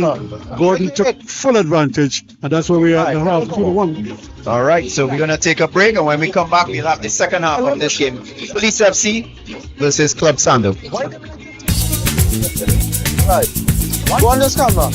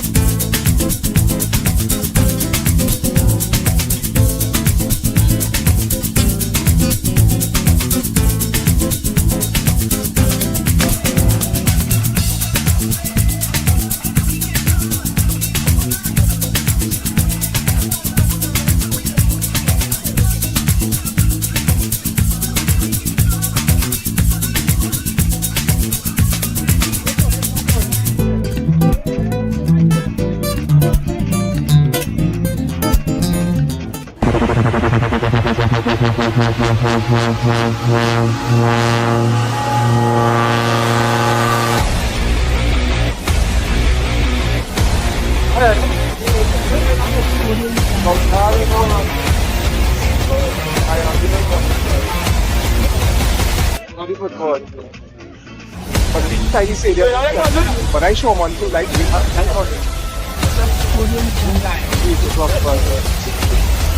no much is better. Because we get went today and yesterday. We can go inside tomorrow. Yeah,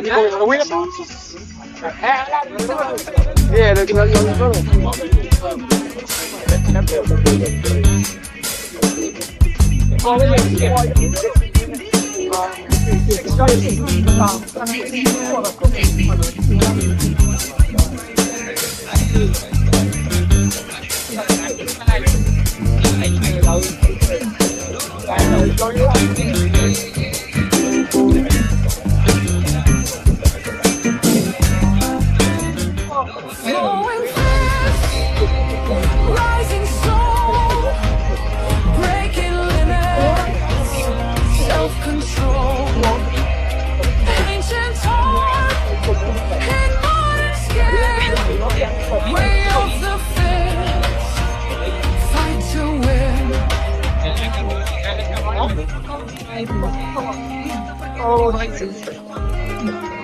time to go. I tell them, time,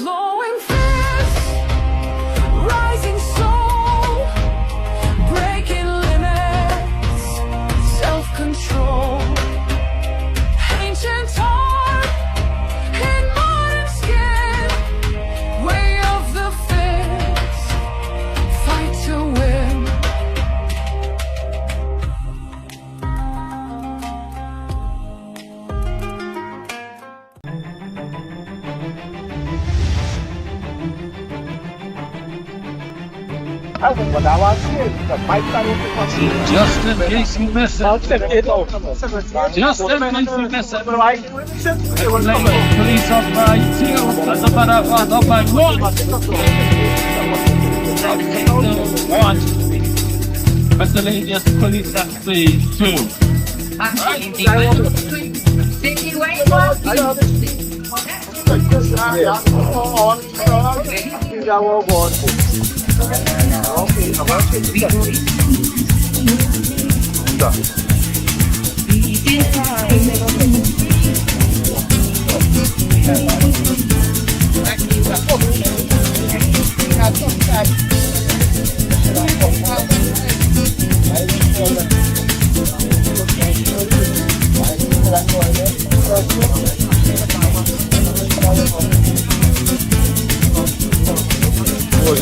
It was all fun.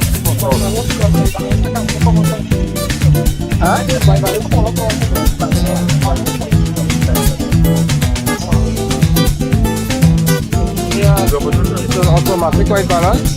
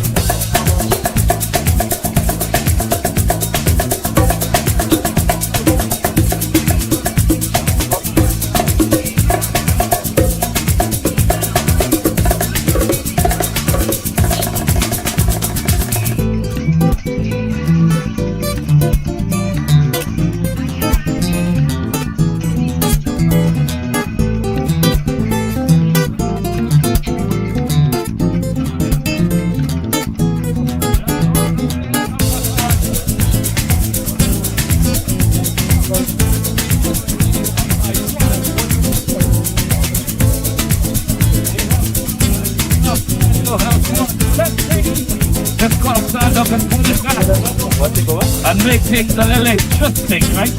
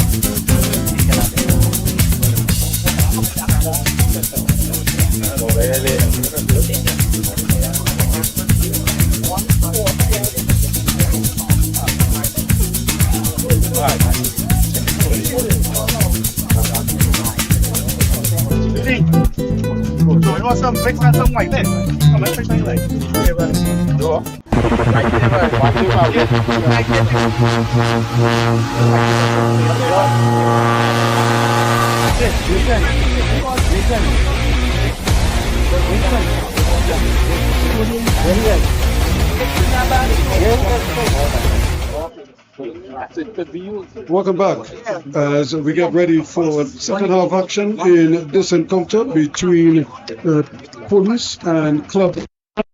And remember, both of these teams are in the top 3 in the league, so they obviously have a lot riding on this result here this evening. Right now, Police are the ones in the ascendance, see with a 2-1 cushion over Club Sando. That's a bad giveaway. Still trying and just coming up there, just struck in the face, Isaiah Hudson. Just for clarification, if Police hold on and win this, they will lead the league most definitely. So they're now 2 and they're probably tied with the defense force, but probably based on the number of goals scored, that might be the difference between the two teams. Because if you look at the way it is here, Police, they've scored 19 goals and they have 9 against. Right now, so this will be 21 now. Right now they're at 19 points, so they're going to end at 22. The defense force has 18 and 2, so they'll be 20. 20 points. So they will go to the top of the league on points. They forget about goals. And that's so all to play for, because if Club Sando wins, they will go to the top of the league on points. They'll be up to 21 points. I like the mark, boy. Seems as if Hudson's fine and will resume, and he was keen to get back out there. They didn't look shaken. No time to waste. Just Hutchinson not able to get the handle on that one. Kadeem Hutchinson's had a monster game himself on Belgrade. So really teaming up very well on that left hand side. Yeah, they've tormented the Club Sando left side defenders. Gittins and Elton John.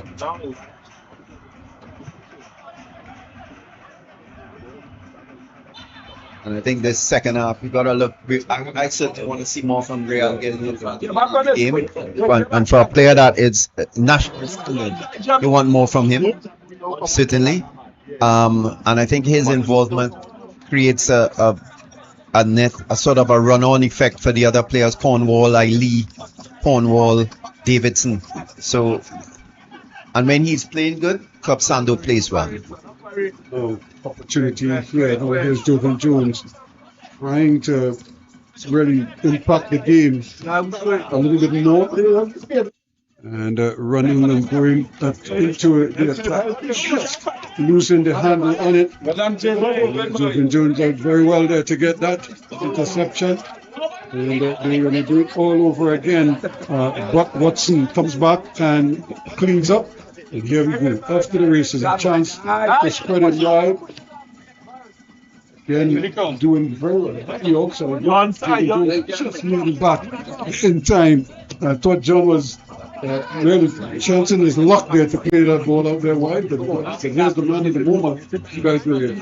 Gives it up there. And they'll still be involved. Himself and Hutchinson, those two are just trying their best to probably just take over the game on that side of the field.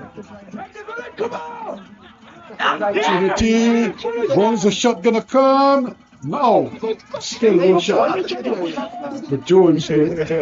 And I think again you see the type of just not instinctive with the defending. Gittins ended up clearing the ball back towards the center where there were players rather than out on the side where the danger would have been much less. Some Gordon coming in more and more into the game as well. Police have a good start in the second half. They've kind of settled the quick of the two teams. We haven't seen much from Club Sando just yet in the second half, but Police obviously aggressive. And that's the other thing. We talked about Real Gila. Isaiah Lee has been for the most part kept quiet. He had a couple of, I want to say, interesting times where it looked as if he was going to be penetrating, but he didn't do much. And again, he's a talented player who can make a big difference when he does. So Club Sando needs to get him. They need to get Gill going. They need to get Cornwall going. They haven't been able to get them going like they normally do. And that's a tribute to the Police defenders. It's a shot, brilliant header, but an even better save. That was, again, and I gotta say, he may have made a mistake that caused the goal, but this keeper is absolutely fantastic. Michael Jim Gordon thought he broke through there, and the goalkeeper said, not today. Not today, this time. But fantastic save and a good corner and a good header. So they go to the other side. Does Jovan Jones go? And you're gonna try this again. Rinse and repeat, you gotta call this, hopefully. That's another good goal. This time the goalkeeper goes for it, misses out. And now Belgrade was trying to hold his man in there and just got enough of it, but took it over the line. It's going to be a goal kick. Well, the goalkeeper is claiming he was pushed. I didn't see that. I'm not saying it didn't happen. I'm just saying I didn't see it. Well, one of you go into traffic like that, there will be contact. And he had to make a decision because that ball was traveling so quickly. Now it's another opportunity again. Club Sando just a little bit lax at the back. Hamilton does well. And now there is Gill. opportunity for him now to do something. Can he impact this game? Still looking to work his magic. Still going, still going. There are 3 blue shirts over there. He's gone past them. Look who's with the interception. Just left a little too early there, Gordon. He was eager to get on the end of that ball, and he was just offside by about a yard or two. That's the way you play it, because you know that guy really is not going to hold on to the ball very long. On that occasion, he probably put his head down before picking his head up and making the pass. But once he spotted him, the ball was on its way. Unfortunately, Gordon was in an offside position. Now, can they get the ball back quickly? This is good work from Wolf going down that right-hand side. But he runs into the wall of Belgrave. Yep. I told you his father was trucked to Belgrade from the looker-upper days. In fact, his father was the striking partner for the closer, the dribbler. Jones. He thought about it, but then eventually was taken away from him by Ray Hamilton, and we're going the other way. Had it on his left foot there, he really should have spanked it. But in the end, he spanked the player. He missed the ball completely. And you got to say maybe AJ is catching up with Jovan Jones. Yeah, but the thing is, he had the opportunity early. All he had to do was pull the trigger. There's no debating whether to go for it. If you notice, he's straight up more into attacking. Foul from Mitchell on Davidson. And I was talking to Angus even between, he was talking about the difference with Luke Phillips and Wave, and talking about Luke Phillips being one of those players that works both back and forward, while Wave is a player that hardly defends. Yeah, he's now on the move, doing good work. Eventually, he is brought down, but you could see that foul coming. Really tried to foul him from just a year across the half line. And then he didn't. And he had to run all the way. Yeah, he's probably got fed up running in though and said, look, I'm going to stop you right here and now. So free kick for Club Sando, just about 10 yards outside the penalty box, close to the corner area. They're throwing players in. They're not a team that have tall players, so it's not necessarily their forte to put that ball in. But they are going to do it. But one of the things they have to do is, if they're smart, is try to spin it into the near post and look for the flick on it. But that could probably disrupt the defensive structure for police who are the taller players. But if you could just get a deflection, and so it's like the second ball is going to be the danger ball.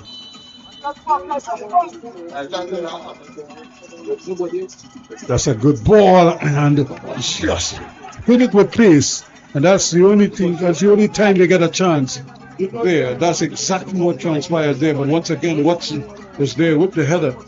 It was really a good header there. He was on spot. I want to say Johnny on his spot, but he was on spot. He was in the right place at the right time. That's Watson with the Chris Gale afro. Definitely. It's because of the afro you got such a good header. Could be. The short corner. Oh, and Davidson lost control at that crucial time. That's a good ball again. Ball play back inside, but look at how quickly the tackles are coming. Quick and fast, as they say. Now, Jovan Jones is free on the blind side. Now he decides to cross it, and eventually it's blocked. But a good opportunity. That was really wasted. It was like that was a 4v2 there. And they still couldn't get a shot off. There's Watson again. Still keeping it forward. John. Jovan Jones to turn away from the pressure. Goes onto his right foot though. He's going to come back on the left foot. And maybe get the cross. Now he's trying to whip the cross in. And a big collision there. Mitchell coming late. Bundles his man. So foul, and definitely the police have taken charge of the game so far in the second half. Club Sando finding a couple of gaps in between, but it's not consistent nor potent. They got to reorganize themselves. Yeah, they got to try to get something going. Get things, trying to get it there, but going back corner, going very deep with this time. And you want to lose the ball there in that part of the field. And you also want to make sure that you have possession. It's John again. He's launching the ball in. Gordon is there. Can he get the shot off? Turns his man nicely. Looking for something. Saved again by Ragu. And another outstanding save. It was a really well-crafted opportunity by Jem Gordon. Michael Jem Gordon created space where they literally, I thought there was none. It's just a different there. Not sure what it is Walker's thinking there. He just seemed to roll the ball, thinking, hoping that Lee was going to respond. Lee seemed unaware that that ball was meant for him. Well, you gotta say they definitely weren't on the same train at that point. It was one was thinking one way, one was thinking the other way. I'm going in, I'm going out, and corresponding pass was just into space. So they can ill afford big lapses here. Now it's Cornwall again. Does well, shifts away, and it's headed out. Jones though, trying to get going, but that's more like it now. He's looking for support because he's not the legs to go and do it. There's a nice little ball. Here's Gordon again. Tim Gordon. There's a great ball in. And headed away. That's the substitute who came on, Henry, and getting a good header away. But the pressure is definitely very consistent from police right now. They're first to the ball a lot of times. They're definitely making the tackles. They're doing and they're keeping the pressure on. Still, there's the one goal in it at the moment. But police are threatening to, as you say, blow the house down here with a third goal and it may be our fourth. There's plenty of time left in this game. So they cannot rest on their laurels. In fact, I think that would have been instructions coming out of the dressing room. Is you have to go for it. Don't sit back and wait. They're going to give it to you. You have to go and take it. They had a chance. This one had another opportunity there this time. You would think that Hutchinson was going to hit the target from there. I thought at that point it was more difficult to miss the target than to hit the target from 6 yards out. But Hutchinson proved me wrong. Here's Belgrave.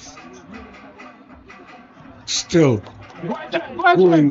Tim Gordon is there, and the goalkeeper did very well. Ragu again coming just to the edge of the area to make that interception. But he's a brave goalkeeper. He's a good goalkeeper. But Distribution gives it away there. But he's lucky that there wasn't return fire coming in here. Gordon trying to hook it back very unselfishly. On that occasion was trying to hook it back. And you would think he could have probably been a little selfish there and take it upon himself. Good football again from the lawman. Really started to really get the range on some of their passes. And they're still looking to again. Might have been a boot to the eye. Yeah, it was just too high. Hamilton was trying to get it, and he just found like there were a lot of pegs in his way. Discipline, man. Still 2-1. It's the scoreline here. And Club Sando not out of the woods, they're not out of the game by any stretch of the imagination. But they cannot allow police to just enjoy so much of the ball and for such long periods. Here we go again. Well, Real Gillis tried to get himself more into the game. He's doing a lot more running. He's got the ball a lot more often. But he's not making penetration or penetrative runs with the ball. He's doing a lot of running, circling the wagons, as I would like to say, but he's not getting behind in the defense of police. So that's one problem they're definitely having. And you got to think at some point I'm gonna see if he's gonna make a change. I'm not sure how he's gonna change it, but He's going to have to. he's gonna have to consider something. Police, for the time being, they're playing the way you would want a team that's in the lead and looking to improve upon that. They are playing just how you want them to play. Again, folks, you're looking at Trinidad and Tobago Premier Football League live from the Ken Cook ground at the western side of the police barracks, bordering Long Circular. Police are in all blue. They lead 2-1. They are going from left to right. Now that's Jem Gordon is in behind here. Oh, what a save by Ragu. And again, this keeper keeps impressing me over and over. Real Gill. He's got honey. That's very well done by goalkeeper Lee here, because there's a maxim. Just as I have a maxim, only one to pass. What the goalkeeper calls, it's incumbent upon the defenders and the attackers get out the way. And they did exactly that. But he didn't, because he got planted there. That would have been Watson. He somehow stood in the way there of the goalkeeper. Lee was clearing, and he was clearing man and ball, as goalkeepers often do. Now, this is more like it for Club Sando. This is where they're going to have success. Jovan Jones given a chance here to run. Not on the right foot. Well, maybe 10 years ago. Ruskin shakes his head. But it landed on his right foot, which is his weaker foot. And he struck it towards goal. He's trying something there, but really, Jovan Jones is in the goal of a Sierra Madonna and a Messi. Right foot is not so much for Kicking, but for walking. All right, so good a couple of other things, but certainly not to kicking. Throwing and Lee, he's been frustrated. He hasn't had the chance, the opportunities to do the things he wants to do.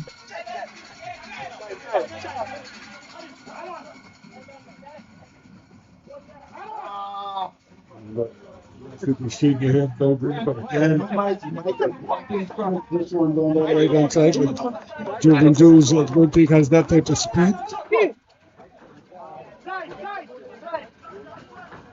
The game is really, it's simmering now. It's more than simmering, boiling now, because Club Sando realizes that they have to get back in this game, and they need to probably create some chances. Talking about creating chances, this man Gordon has been in the thick of everything. Unfortunately, he can't get a second one, at least not just yet. It's a lack of control there from Cornwall. He let the ball drop and he didn't get control of it, and in the end. Again, now getting a good Hutchinson off to the races. No. Stripped of it rather easily in the end by Henry. And that looked like a foul there from Belgrave, but got away with that. Hamilton is thinking about shooting, but it took too long. And really now they've got a chance to bring it forward. Davidson, can he create something here? Goes running down the next, and then he's robbed of it, and that's highway robbery there. It's just taken all away from him.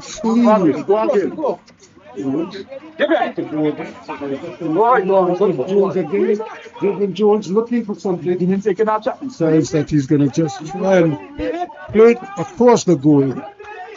for a corner. Club Sando are considering a substitution, so certainly we see number 24 for Club Sando. That's Jason Joseph, and Wolf is going to be off. But meanwhile, they're going to have to defend this corner kick. Club Sando, it's another brilliant ball in, and again the keeper misses the handle on it. There are no blue shirts following up. There's another ball inside, Again, it's just ping-ponging in the area and nobody to finish the job. Here is another brilliant ball played out on the far side. Joven Jones went on the back post. Then goalkeeper Ravi comes to the rescue. But I thought the first chance, it was more, he didn't miss the ball. He got to the ball, but in getting to the ball, he and the defender, the attacker got to the ball at the same time, and he might have prevented a certain goal there. The ball gets through first, and if I have to charge Joven Jones for disrupting my equipment. But it's going on the number 24. Yep. So number 24 goes on there. Jason Joseph is on. Wolf is off. Mark Wolf. He's had an excellent game. He scored a goal for Club Sando, but now they're going to need somebody else to step up. Here is another opportunity again. Club Sando fighting for all its weight though, and almost getting themselves into a little bit of a tangle there. That's a big man challenge from Michael Williams. There's a shot wide. Well, it was a good attempt. He saw the opportunity. The ball was dropping. There wasn't really much on otherwise, and snatched at it. Jabari Mitchell there with the shot. The police showing all the big signs that they want a third goal.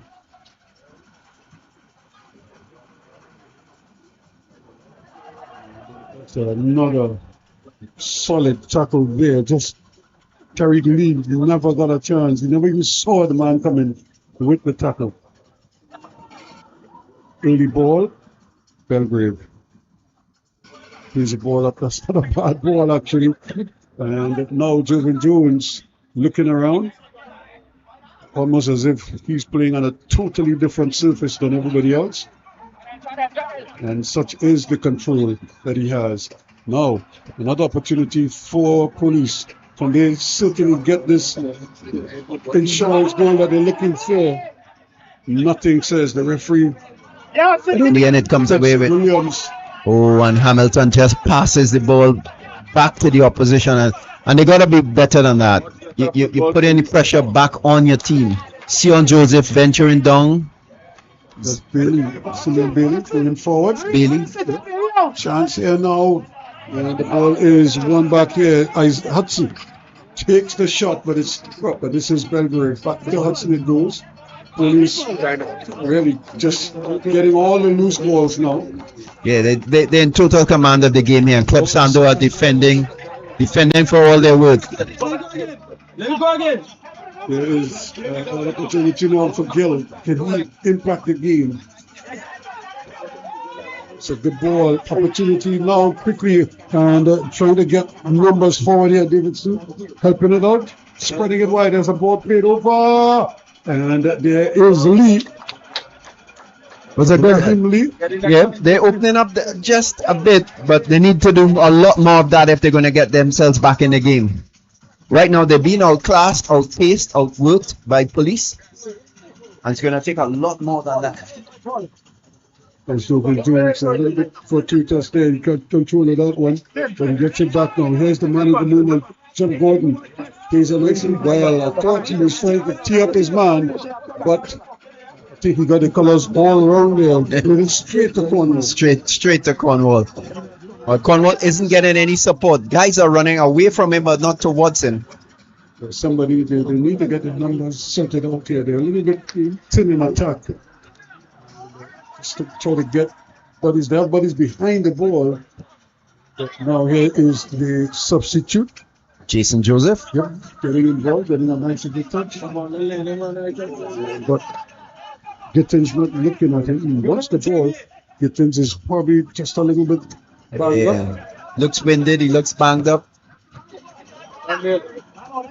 Jones again.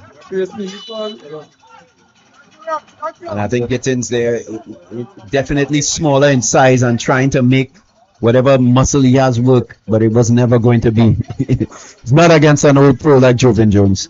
Jones is initiating the contact here. And just keeping him off. There's no way he's going to play the ball because Jones had put some distance between him and the ball. Kept him out there.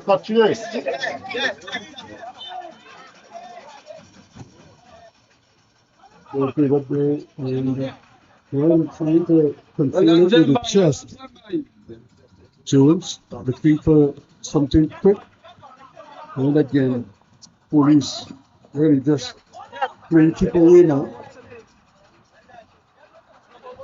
Just kind of running clock at the moment.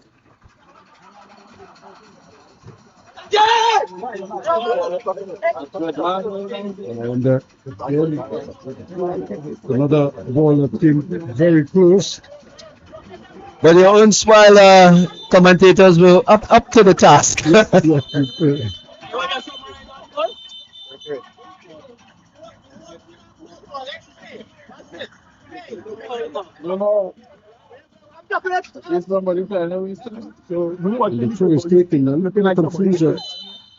I'm not sure what was the protest about. The ball. The same ball that almost knocked us over. It is Belgrave. And he's in the middle of everything. Oh, that's a foul there on Cornwall. And again, Cornwall is trying to get in the game. The defense of Police have been effective in stifling Cornwall, Lee, Real Gill. They've been in and out of the game, but not effective as a unit. And that makes a difference for Club Sando. And they do most of their good work away from the goal. And Institute and Club Sando would like them to do it a little closer to the goal. And towards goal, with the pass and the intent always aiming towards the goal. Right now, they're just going forward, and then it's almost like there's a wall there. They hit that wall, and the ball is coming the other direction. Great ball again. Here goes one tackle, and there goes another one. And here comes Jobin Jones has possession. And he's finding himself in being forced wide onto his right foot. He's probably going to swing the left foot from there. Decides to bring it back. Took a long time to determine whether he's going to make that cross or not. So, Hamilton fouled, and we have a player down. And he's down there, substitute.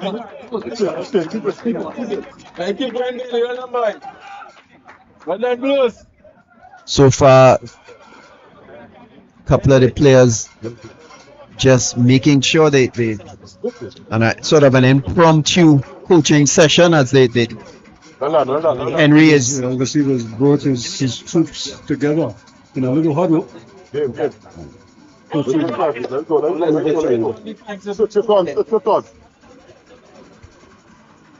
And as a coach, you really get the opportunity to pass on information. Every single one. Henry's back on his feet, although he's kind of flexing that leg.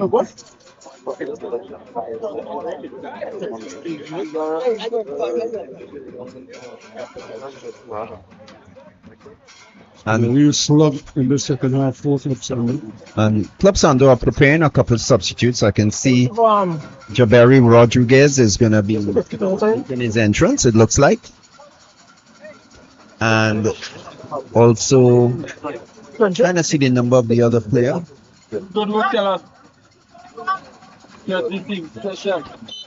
And Nathan Quashi. 21 and 29. Nathan Quashi, number 29, and Jabari Rodriguez, number 21.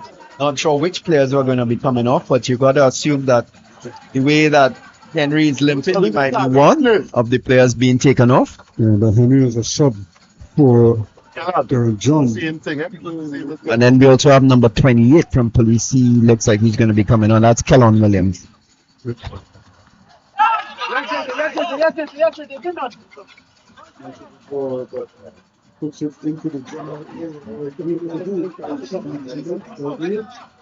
And he's been rock solid at the back there. In fact, for the most part, Police back four have been rock solid. They've done a fantastic job. Not only the rules and the instructions of what have you, but they've also put the clamps on the quote-unquote standout players for Club Sando. Well, I did tell you I thought Henry might be coming off, so he is coming off. I think he's picked up an injury. He got that knock. And I think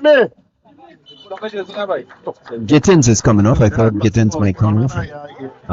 He was looking like we did both make that observation that he looked like he might have been carrying a knock, so he's come off. Who was replaced him? So Number 21. Jabari Rodriguez, number 21, and Nathan Kwashi, number 29. Both sides of the ball. Red. Rodriguez has gone into the front. Kwashi has gone into the back. And Kellon Williams has gone on. And looks like Joven Jones might have come off. No, he's still on. Oh, player just losing his footing on the far side. Might be number 7. No, he's still on. I'm trying to find out who. Number 17. Side. Yep. That's exactly the position that Williams has assumed over on that side.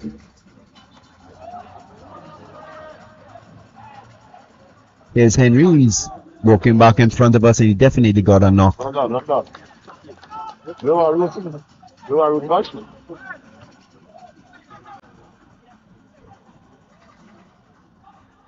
So the game,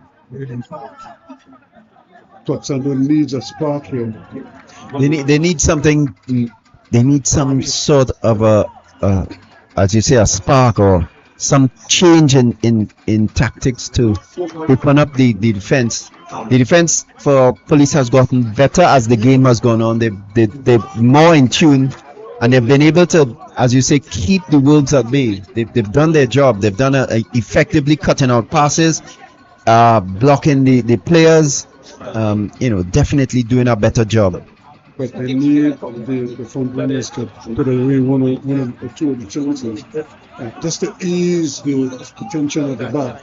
Because when you're a one-goal lead, as you say, is an unhealthy lead. So you want to make sure that you give yourself every opportunity to win the game, and the only way to do that is to put it down in a few more and make life as easy as possible. Here we go again, Davidson doing that. I need to get everybody involved now. That's what Rodriguez, the substitute.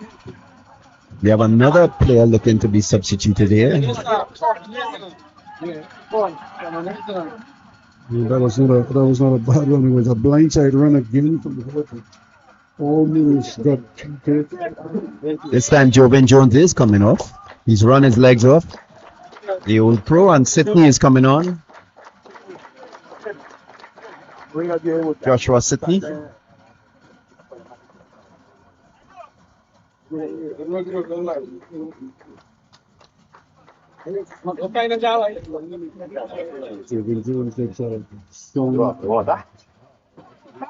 a big round of applause from the entire bench. They obviously appreciate the effort. And he's put in a solid day's work. Put in a good shift. Well, I'm not sure what happened there. It seemed as if the player tripped over the ball, and the other player, he fell on the Police player, but free kick. Pulled him down. Here's Belgrade.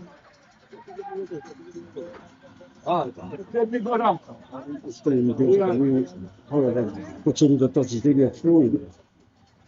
Now the game is at this stage where we're just approaching the last 10 minutes. So Club Sando obviously to feel the urgency. And the players that they get something. This could be the opportunity for Bureau. Just dwelling in the ball too long. Stuff. Excellent stuff. And now Gordon again is off to the races. He's got a long stride. He's got some speed. He's wrong, this man. The hook it back. And trying his best there. And that's the man who just went on there. Sidney. Yep. And the back heel. Well, and the ball was behind him. He just tried to make contact with it. I don't think he even thought he could get it goalward. It's good football again. And this is what I'm saying. Once the defense continues to play, Sydney again, he gets a chance. Plays a return ball, header, just wide. Gordon again, the focal point. And that was really well set up. Sydney was wide. He put the ball in, and a charge, and Jem Gordon headed. I don't think Raghu would have had a chance. He would have had a chance to kick it out in net. That was the only time he was touching the ball.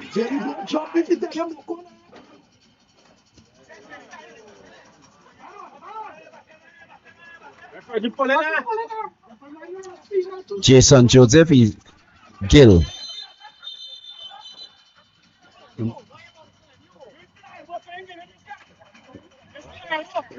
And then there's Mitchell there. He's having a long time, but he's been given a yellow card.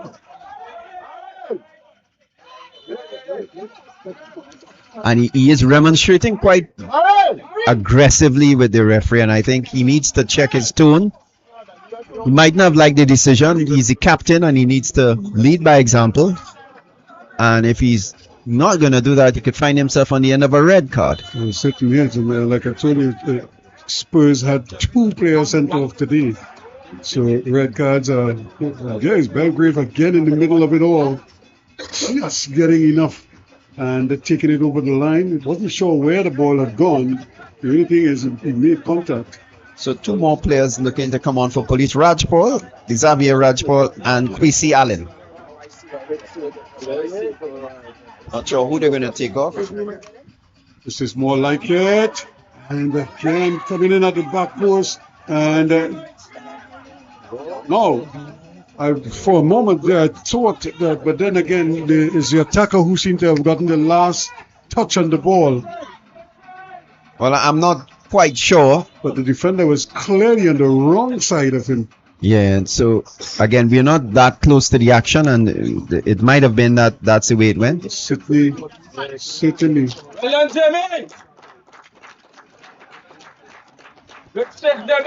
So, Michael Jem Gordon, the goal scorer, he's coming off. And his place is Kwesi Allen.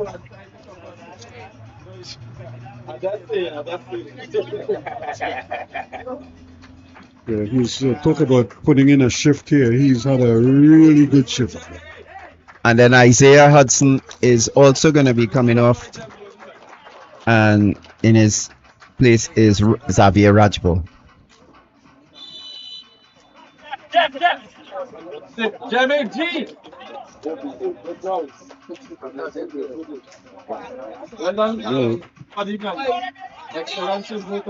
Both teams have kind of, I wouldn't say empty the benches, but they're certainly.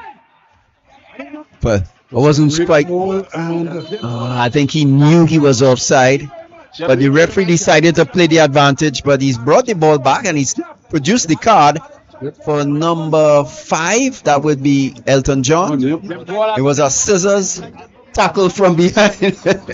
I suppose to use the Elton John team, that was the yellow brick road.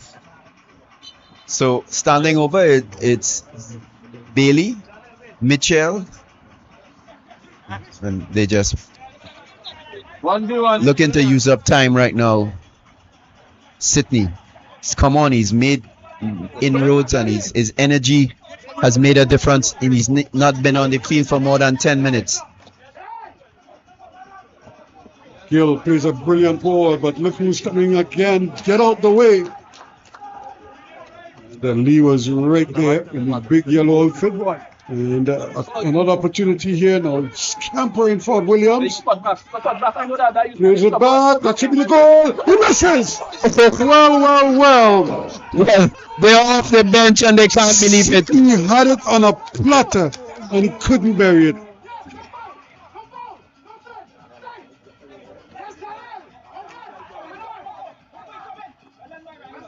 But it was for all the marbles there, and he just hit it wide. Probably tried to place it too well.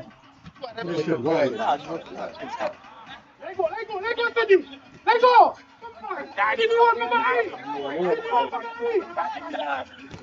Second ball.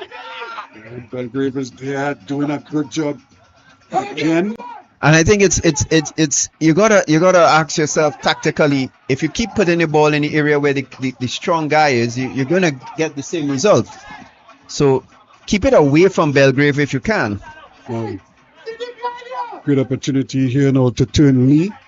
Tariq Lee trying to turn his man, and good work again out there on that fast. That young man, Jardel John, has had a monster game. And then, but you thought the benches were empty, but they're not. Giovanni Elliott is going to be coming on for Club Sando. Not sure for who. You want to think that at this point the whole team has been substituted. But certainly, still one more to go. But we're trying to figure out. And that is number 18 is coming off. No, number 10, that's Cornwall. Cornwall is coming off. There's no breather. But he's run his legs off. He hasn't been as effective as he normally is, and he's missing his striking partner, Luke Phillips.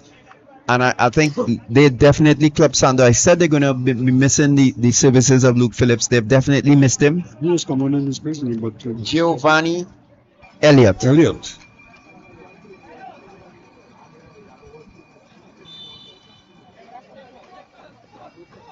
So now, police 3 minutes or so away from closing this one out. Just can the defense hold on? But it's a handle ball by Casey Allen.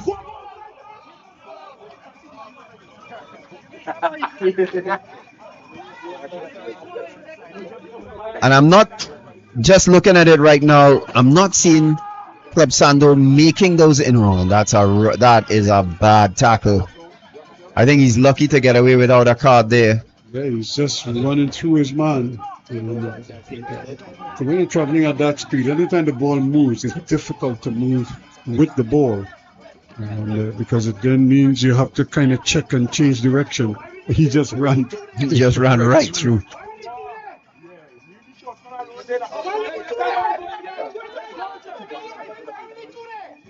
That's another great ball inside. Good header. That was Belgrave out there. Again, police though hanging on here now. They cannot allow Club Sando to get too much possession. Well, that was a fantastic tackle. Good ball as well. Good sliding tackle getting in there. Under a little bit of pressure. And eventually cleared. And I think a couple of strong headers there. Williams was and Belgrave. But Jardel John with the clearance there as well. He's the smallest man out there right now. But he's playing big. Again, coming in, pushing, getting involved. And look at John again. Jardel John. He might be standing, just about 5'2". He's playing like 6'2". Yeah, he's definitely making a difference for his team. They are under a bit of pressure here in these last 10 minutes. Club Sando have found their conviction. They're not finding the skill, they're not finding the passes, but they are putting the ball in. We're in the final minute. We're into the final minute. And Kwashi has come on and definitely made a difference. There was 6 minutes of added on time to be had. And well, he took the ball away, still going with it. That's good football. When will the cross come? Still no cross. And Tariq Lee slips in. Still going. Tees it up. Chance. Shot. Save. Well, I think he didn't. I'm not sure if he hit the target, but it is a corner in the end. It was tipped over by Lee. And it's 6 minutes of added on time. Yeah, so still plenty of time here for Club Sando. They've really picked it up significantly. All again is headed out. So this is where Club Sando can be so dangerous because they have these skilled players and Oh, they still not able. And that's well, the handle ball. it's a high foot by the player there. That was the high foot by Jason Joseph. Joseph, yeah.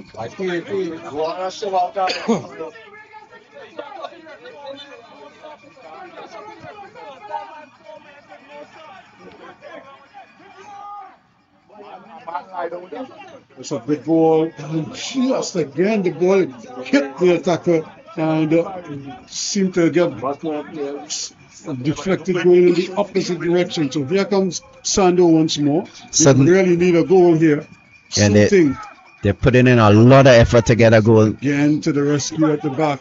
Goalkeeper is coming. Easily gets that ball. That's the safe hands, the safe pair of hands there. No need for any of the defenders to get in the way. Well, both goalkeepers have done good work today. I mean, we said the second goal was a mistake by Ragu, and it's hard to call him. It was a really tough shot for him to get in there. Chance to get the ball across. He's just ridden off the ball there, Williams. And now everything is being done at breakneck pace here by Club Sando. The time is of the essence.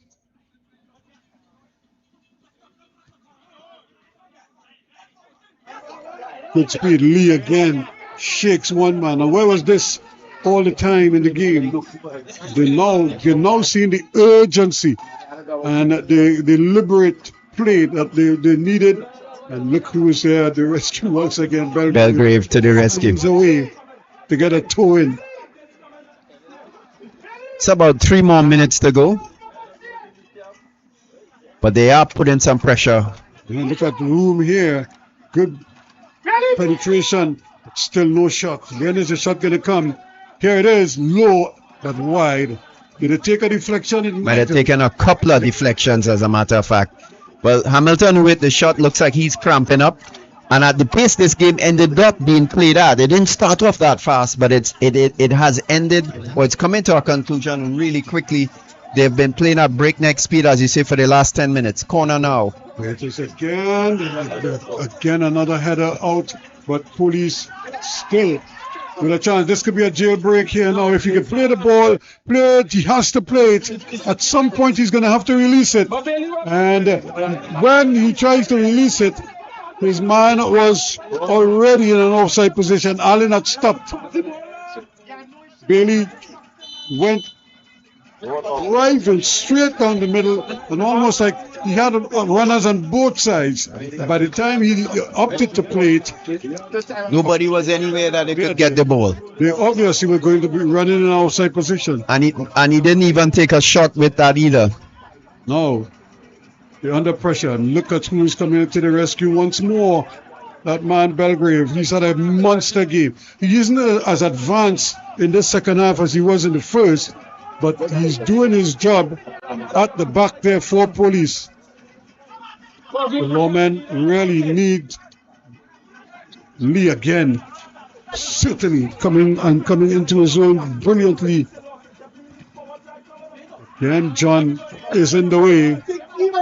But at this time, it's coach is calling for everybody to go forward. Ragu is steaming forward. At this point, if you lose 2-1, 3-1, it really doesn't matter. Well, they're going for it, as they say. They're going for broke. So it means everybody is in the police half. In fact, everybody, well, only 2 men are outside the area. 2 plus the kicker. And the header is flicked on, but it's flicked on, and it falls on top of the net. So chance goes a begging, and Ragu heads back towards his goal. We're doing a sprint. Police are slowing it down. They're taking their time. It's probably just a minute or 2 left in time added on right now. And again, police are looking at the top of the league with this win. Well, Let's not call it a win as yet. They still have a couple of minutes. just about a minute. I think it's 50 minutes on the clock. And again, somebody has to try and get the gap in this one. Now, this could be interesting here. He's not going to try to cross it. He's just going to try to keep it out there. Hey, touch it, touch it. And they tried to get a corner, but the ball is given on. Here we come again now as they backpedal, and once again they're asking Belgrave to do the spade work out there. Still fighting, and literally fighting, as they say. He's really he has given everything. And the attacker just tried his best to get past him. As you say, the ball might have been going past, but he wasn't going past. And in this case, neither ball nor him went past. So it's been that kind of an ending. Now this is what you probably would have liked to have seen 20 minutes ago, 30 minutes ago. And there is the final whistle. So in the end, a fantastic game. No goals in the second half. All the goals in the first half. The winner scored by Michael Jem Gordon. Police FC 2, Club Sando 1. And with that victory, Police go to the top of the standings with 22 points. And pull a 2-point lead over Defence Force. The difference, of course, is that they played 9 games now to 8 by the Defence Force. So Defence Force still has that 1 game in hand. But this has been a fantastic performance by Police, and this will be their 7th victory. And what a performance it is indeed.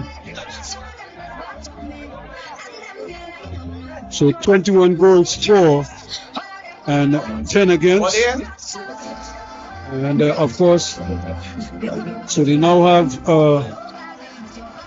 plus 11 goal differential. So we're getting ready for a quick interview, and it's that man Jem Gordon, who was the goal scorer and the hero in the end. And Chris is with him.